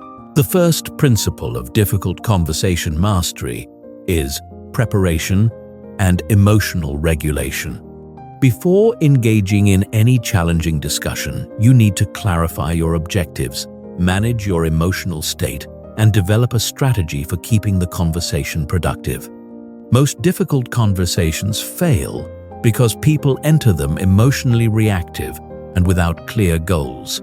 Preparation involves identifying what outcome you actually want from the conversation, not just what you want to say or prove. Are you trying to solve a specific problem, change someone's behavior, clarify expectations, repair a relationship, or prevent future issues? Having clear objectives helps you stay focused on productive outcomes rather than getting sidetracked by emotions or blame.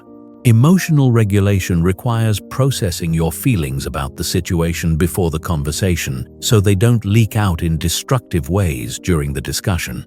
If you're angry, hurt, frustrated, or disappointed, you need to acknowledge those emotions and develop strategies for managing them during the conversation. The second principle is opening with intention and respect. How you start a difficult conversation largely determines how it will unfold. Aggressive, accusatory, or emotional openings immediately trigger defensiveness and conflict escalation. Respectful, intentional openings create space for productive dialogue, even about challenging topics. Effective openings acknowledge the difficulty of the conversation, express your positive intentions, and invite collaboration. You might say something like, "I'd like to discuss something that's been concerning me, and I hope we can work together to find a good solution." Or, "I value our relationship and want to address an issue that's been affecting our work together." The key is demonstrating that you see the other person as a collaborator in solving a problem rather than as an opponent to defeat. This framing encourages cooperation rather than defensiveness and sets the stage for productive problem solving. The third principle is facts versus interpretations. Separation. Most difficult conversations get derailed because people present their interpretations, opinions, or assumptions as if they were facts. This creates unnecessary argument about subjective perspectives rather than focusing on objective information and workable solutions. Facts are observable, verifiable information that both parties can agree on. Interpretations are your opinions, assumptions, or conclusions about what those facts mean. Separating these elements allows you to discuss objective information without immediately triggering disagreement about subjective interpretations. For example, saying you don't respect deadlines is an interpretation that will likely trigger defensiveness. Saying the project was submitted 2 days after the agreed deadline is a fact that can be discussed objectively. Once you establish the facts, you can explore different interpretations and solutions without getting stuck in argument about subjective perspectives. The fourth principle is listening for understanding, not rebuttal. Most people listen to difficult conversations primarily to find flaws in the other person's reasoning or opportunities to present their counter-arguments. This defensive listening prevents real understanding and escalates conflict because people feel unheard and dismissed. Listening for understanding means genuinely trying to comprehend the other person's perspective, concerns, and needs, even when you disagree with their conclusions or approaches. You're seeking to understand their reasoning, their constraints, and their desired outcomes before focusing on your own position. This type of listening often reveals information that changes your understanding of the situation and opens up solution possibilities that weren't apparent when you were focused only on defending your own perspective. Understanding doesn't require agreement, but it creates foundation for finding mutually acceptable solutions. The fifth principle is acknowledging valid points and shared concerns. Even in conflicts, there are usually some areas of agreement or shared concern that can serve as foundation for problem solving. Acknowledging these commonalities helps de-escalate tension and creates collaborative momentum. Valid point acknowledgement means recognizing when the other person raises legitimate concerns or accurate observations, even if you disagree with their overall position or proposed solutions. This shows intellectual honesty and reduces their need to keep arguing points you've already accepted. Shared concern identification involves finding areas where you both want similar outcomes, even if you disagree about methods or priorities. You might both want project success, customer satisfaction, team harmony, or efficient processes, even while disagreeing about specific approaches. The sixth principle is solution-focused redirection. Difficult conversations can easily become stuck in problem analysis, blame assignment, or emotional venting that doesn't improve anything. Effective conversation management involves acknowledging problems and emotions, but consistently redirecting energy towards solution development and action planning. Solution-focused questions include: what would need to change for this to work better? What options do we have for addressing this concern? What would success look like from both our perspectives? And what specific steps could we take to improve this situation? These questions move the conversation from complaint to collaboration. The key is not to rush to solutions before problems are fully understood, but to prevent getting stuck in endless problem discussion without moving toward resolution. You want enough problem analysis to understand what needs to be solved, but not so much that the conversation becomes dominated by negativity and blame. The seventh principle is agreement documentation and follow-through. Many difficult conversations end with verbal agreements that are later forgotten, misremembered, or interpreted differently by different parties. Effective conversation closure includes confirming what was agreed to, establishing specific next steps, and creating accountability for follow-through. Agreement documentation doesn't have to be formal, but it should include clear understanding of what each person committed to do, specific timelines for action, and planned follow-up to assess progress. This prevents the same issues from resurfacing due to unclear or unfulfilled agreements. Follow-through is crucial because broken commitments from difficult conversations often create worse relationship damage than the original problems. When you make agreements during challenging discussions, you must prioritize fulfilling those commitments to demonstrate that the conversation led to real positive change.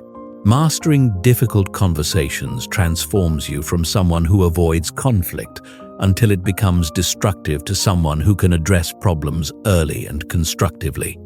This skill prevents small issues from becoming major crises, builds stronger relationships through effective problem solving, and establishes your reputation as someone who can handle challenging situations with grace and effectiveness. Chapter 13. Digital Communication Mastery Influence in the Virtual World. The digital revolution has fundamentally changed how we communicate. But most people are still using analog communication strategies in digital environments. This mismatch between old approaches and new mediums severely limits their influence and effectiveness. Mastering digital communication requires understanding how virtual interactions differ from face-to-face communication and adapting your strategies accordingly. Digital communication removes many of the non-verbal cues that drive influence in person. Tone of voice, body language, facial expressions, energy levels, and physical presence are either completely absent or significantly diminished in digital formats. This means you must become more skilled at creating influence through word choice, message structure, timing, and strategic use of available digital tools. The absence of immediate feedback also changes digital communication dynamics. In face-to-face conversations, you can read reactions in real time and adjust your approach instantly. Digital communication often involves delayed responses, which means you must anticipate reactions and craft messages that work effectively without real-time calibration. The first principle of digital communication mastery is platform optimization. Different digital platforms have different communication norms, user expectations, and algorithmic behaviors that affect how your messages are received and distributed. What works on email doesn't work on social media. What works in video calls doesn't work in text messages. And what works in formal digital presentations doesn't work in casual online interactions. Platform optimization requires understanding the specific characteristics of each digital environment and adapting your communication style to match user expectations while still maintaining your authentic voice and achieving your influence objectives. This isn't about becoming a different person on different platforms. It's about emphasizing different aspects of your communication style to match platform norms. Email communication requires clear subject lines, structured content that's easy to scan, specific action requests with deadlines, and appropriate formality levels based on your relationship with recipients. Social media communication requires more casual tone, visual elements that support your message, strategic use of hashtags, and timing that aligns with when your audience is most active. The second principle is attention capture and retention. Digital environments are extremely competitive for attention, with people constantly bombarded by messages, notifications, and competing content.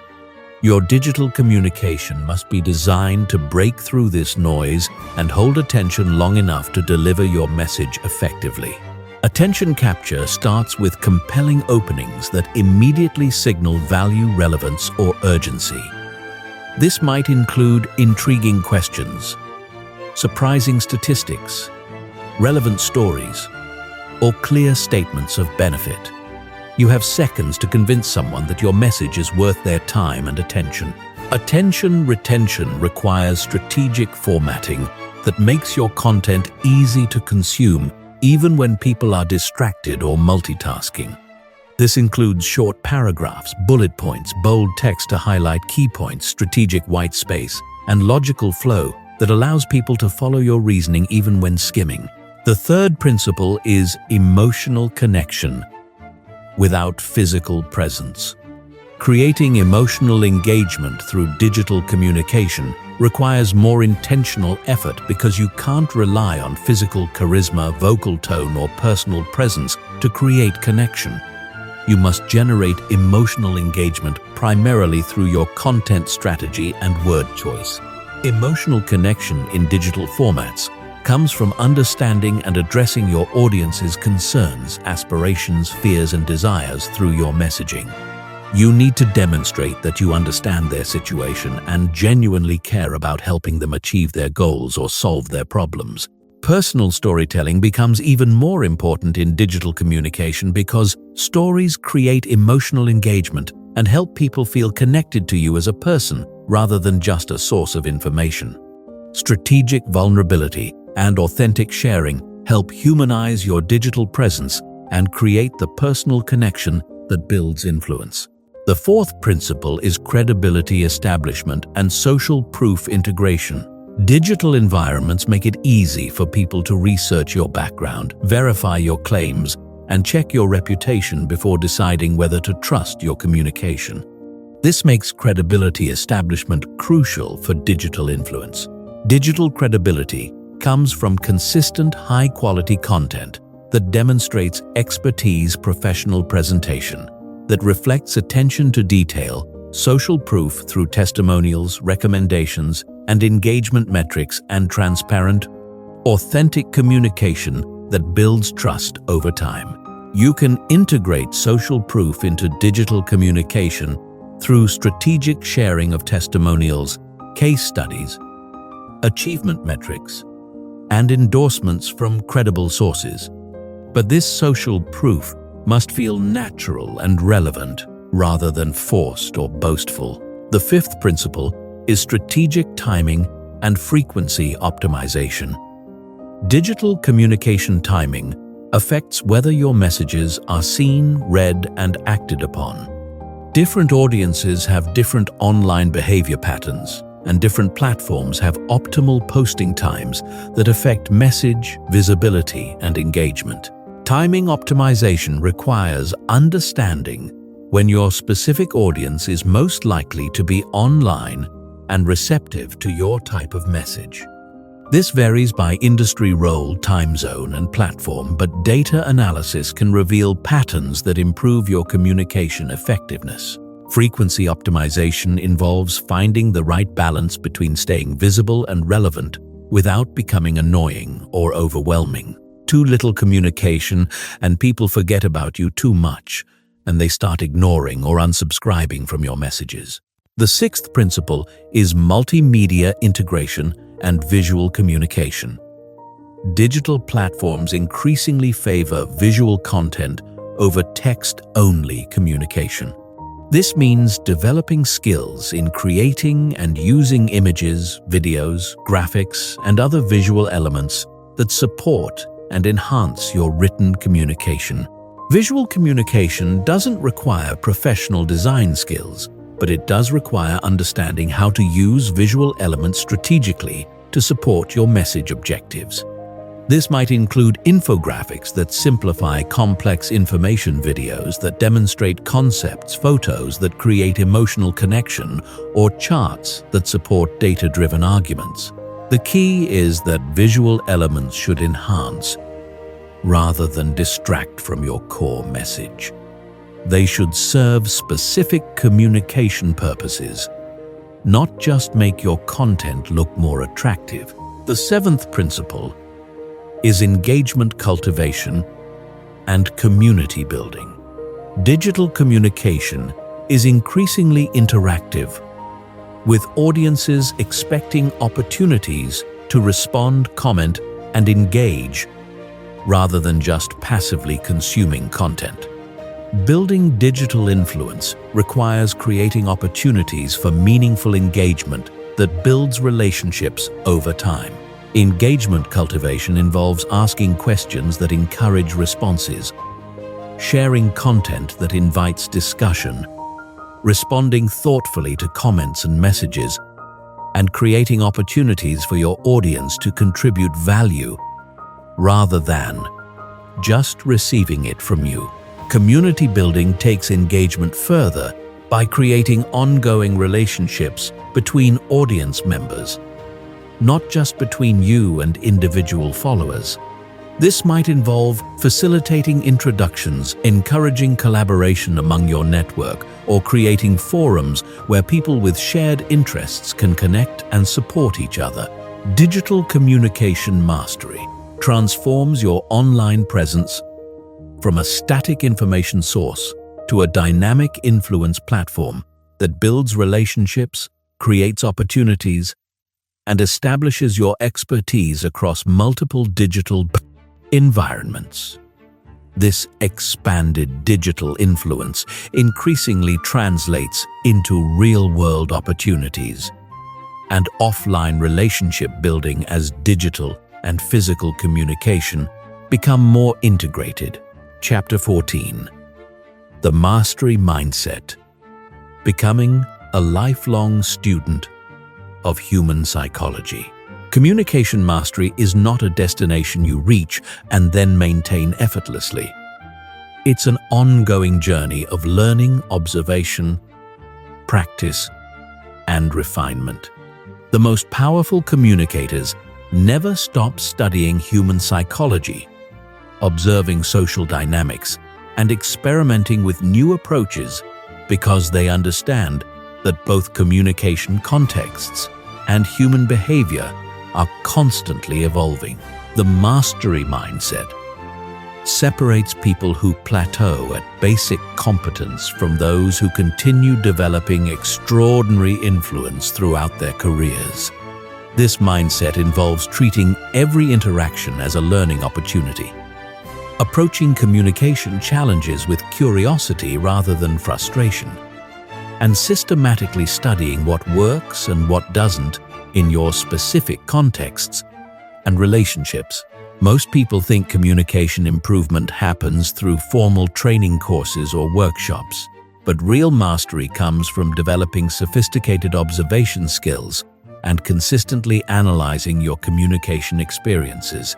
You become your own communication laboratory, constantly testing hypotheses and refining your approaches based on real-world feedback. The first element of the mastery mindset is pattern recognition development. Human behavior follows predictable patterns, and master communicators become expert at recognizing these patterns quickly and adapting their approach accordingly. This pattern recognition allows them to read situations accurately, predict likely responses, and choose communication strategies that are most likely to achieve their objectives. Pattern recognition requires systematic observation of communication dynamics across multiple contexts, relationships, and situations.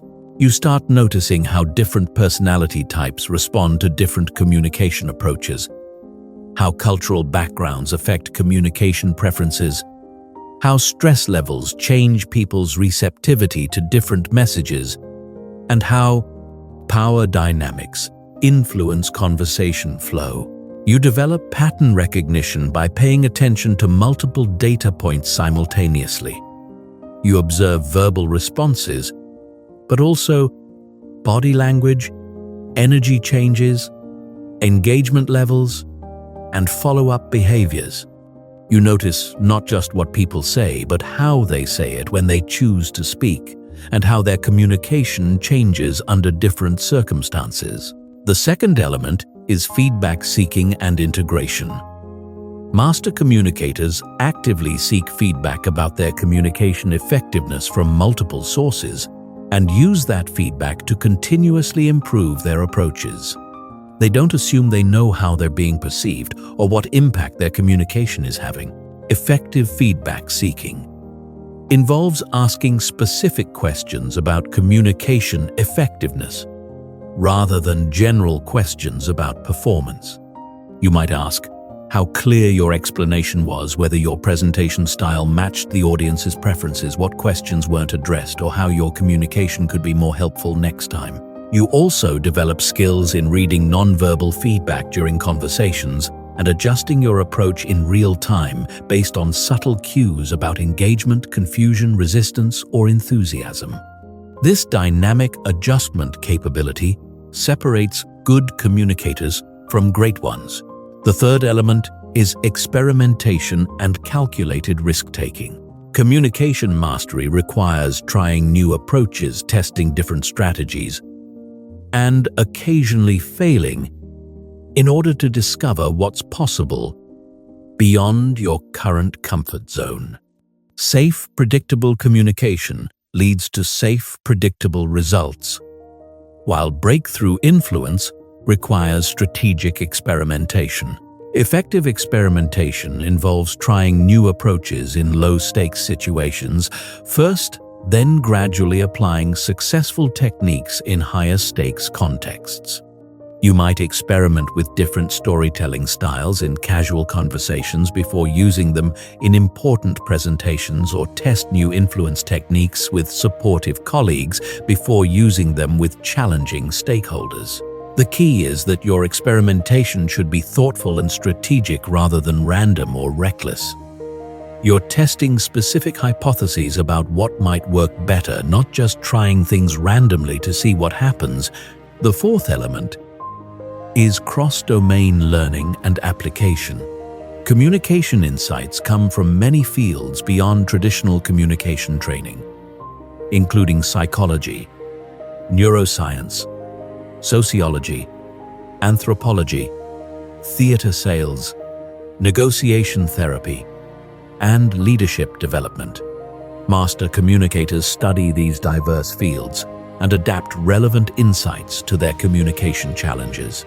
Cross-domain learning might involve studying how therapists build rapport and applying those techniques to business relationships, studying how entertainers hold audience attention and using those approaches in presentations, or studying how negotiators handle resistance and adapting those strategies for difficult conversations.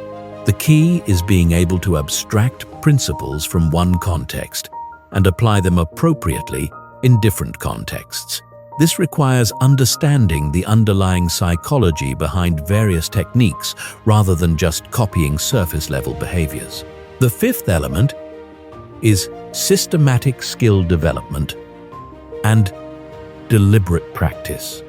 Communication mastery requires moving beyond casual practice to deliberate practice that focuses on specific weaknesses and pushes your abilities beyond their current limits. This type of practice is more challenging than comfortable repetition, but creates much faster improvement.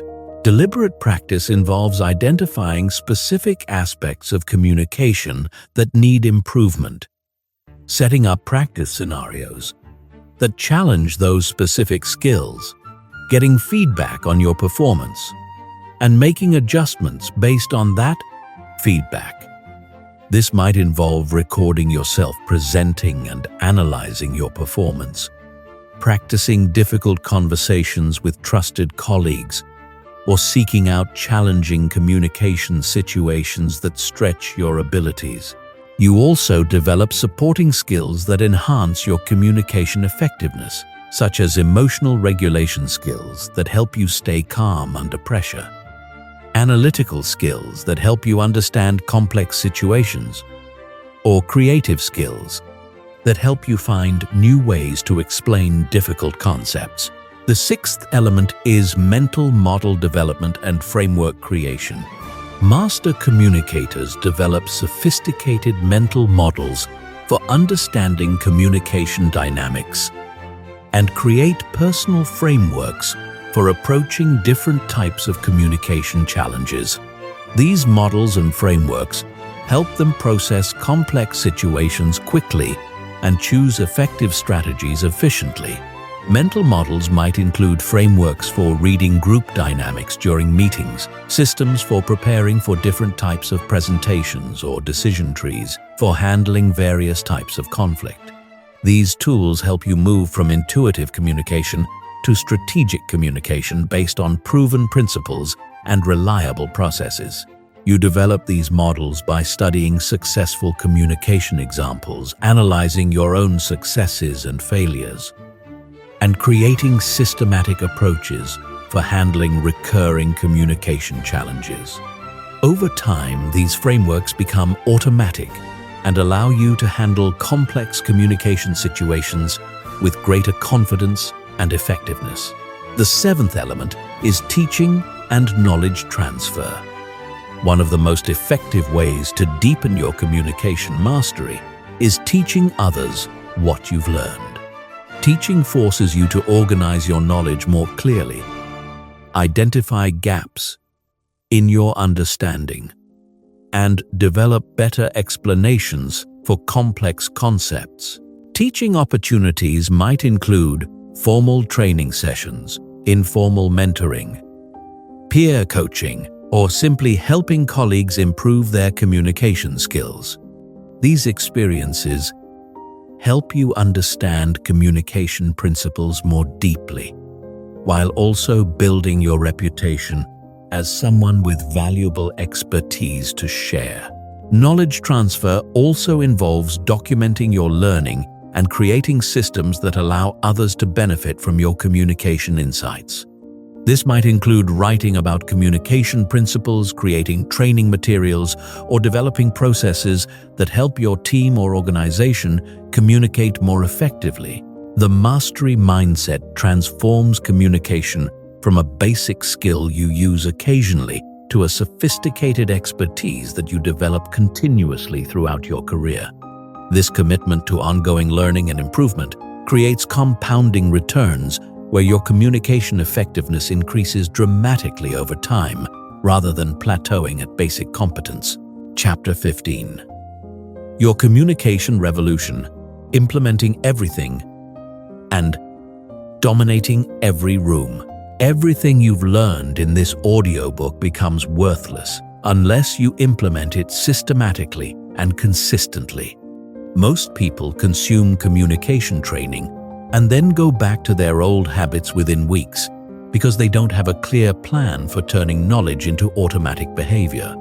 This final chapter gives you a systematic approach for implementing these principles and transforming yourself into someone who dominates every communication situation. The implementation process requires more than just trying to remember techniques during conversations. Real transformation happens when these principles become so deeply ingrained that you use them automatically without conscious effort. This level of integration requires systematic practice, structured feedback, and consistent refinement over months, not days or weeks. Your communication revolution starts with honest assessment of your current abilities and clear vision of where you want to be. Most people overestimate their communication skills and underestimate the effort required for real improvement.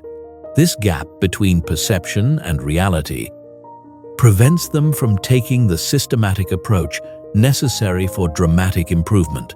The first step is comprehensive skill assessment across all the areas covered in this audiobook. Rate yourself honestly on first impression, creation, authority, projection, persuasion abilities, crisis communication skills, charisma development, and relationship building capabilities.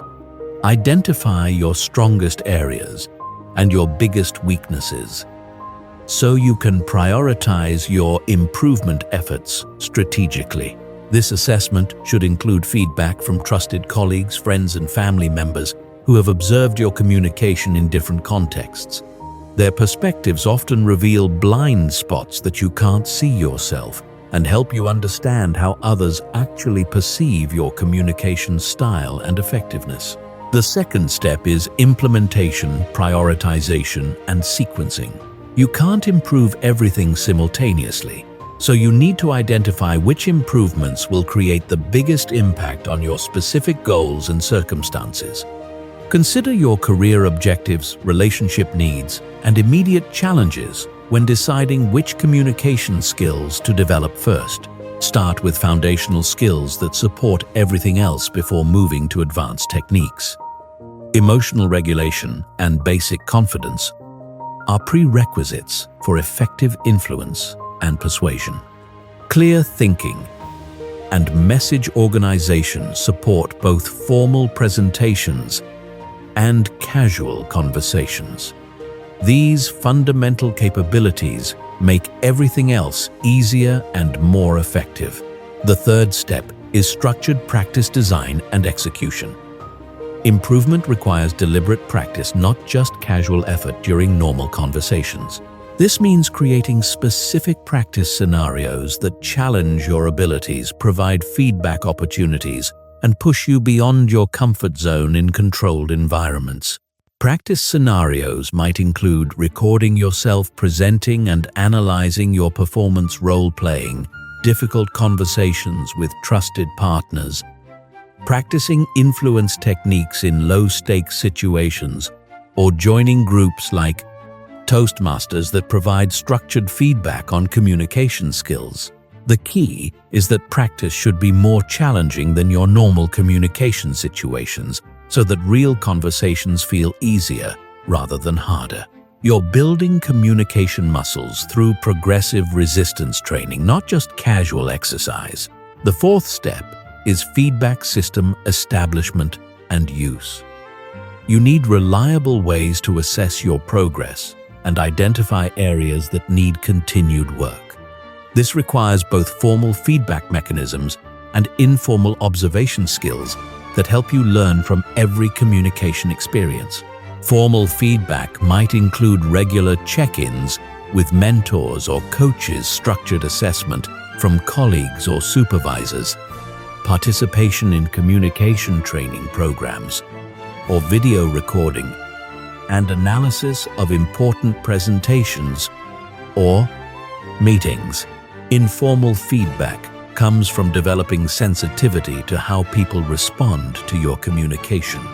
You learn to read engagement levels, notice when people seem confused or resistant, and observe whether your communication achieves the outcomes you intended. This real-time feedback helps you adjust your approach continuously.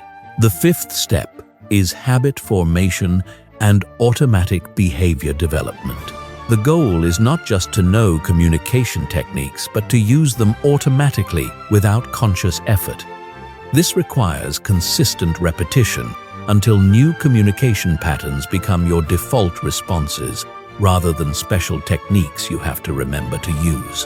Habit formation works best when you focus on one specific behavior at a time until it becomes automatic before adding new behaviors. You might spend weeks focusing just on maintaining better eye contact before adding strategic pause techniques, or work on emotional regulation before practicing advanced influence methods. The key is consistent, daily practice rather than intensive occasional effort. Small daily improvements compound over months into dramatic transformations, while sporadic, intense practice sessions create temporary improvement that fades quickly. The sixth step is real-world application and progressive challenge. Once you've developed basic competence through practice scenarios, you need to apply your new skills in increasingly challenging real-world situations. This might mean volunteering for presentations, taking leadership roles in difficult projects, or initiating important conversations you've been avoiding. Progressive challenge means gradually increasing the stakes and difficulty of your communication situations as your skills improve. You start with low-risk situations where mistakes won't have serious consequences and gradually work up to high-stakes communications where your skills can create significant opportunities or outcomes. The seventh step is continuous refinement and advanced development. Communication mastery is a lifelong journey, not a one-time achievement. Even after you've transformed your basic communication effectiveness, you can continue developing more sophisticated capabilities that create even greater influence and impact. Advanced development might include studying specialized influence techniques, developing expertise in specific communication contexts like negotiations or crisis management, or building thought leadership platforms that establish your reputation as a communication expert. The eighth step is teaching and knowledge sharing. One of the most powerful ways to solidify your communication mastery is helping others develop their skills. Teaching forces you to understand principles more deeply, provides additional practice opportunities, and builds your reputation as someone with valuable expertise. Teaching opportunities exist everywhere, from informal mentoring of colleagues to formal training responsibilities. Every time you help someone else communicate more effectively, you reinforce your own learning while building relationships and establishing your expertise. Your communication revolution culminates when these skills become so natural and automatic that you don't think about them consciously during conversations. You simply communicate powerfully, effectively, and influentially because that's who you've become, not because you're trying to use specific techniques. This transformation takes time, effort, and consistent practice, but the results are extraordinary. You become someone who commands respect, influences decisions, builds strong relationships, and achieves goals through the power of strategic communication. Every conversation becomes an opportunity to demonstrate your capabilities, create value, and build the relationships and reputation that support your long-term success. The techniques in this audiobook have the power to transform not just how you communicate, but how others perceive you, what opportunities come your way, and what you're able to achieve throughout your career and life. But only if you implement them systematically, consistently, and with the commitment to continuous improvement that separates masters from amateurs. Your communication revolution starts now with your very next conversation. The only question is whether you'll commit to the process that creates extraordinary results or settle for the modest improvements that come from casual effort. The choice is yours, and it will determine whether you join the ranks of truly powerful communicators or remain among the masses who struggle to be heard, respected, and influential.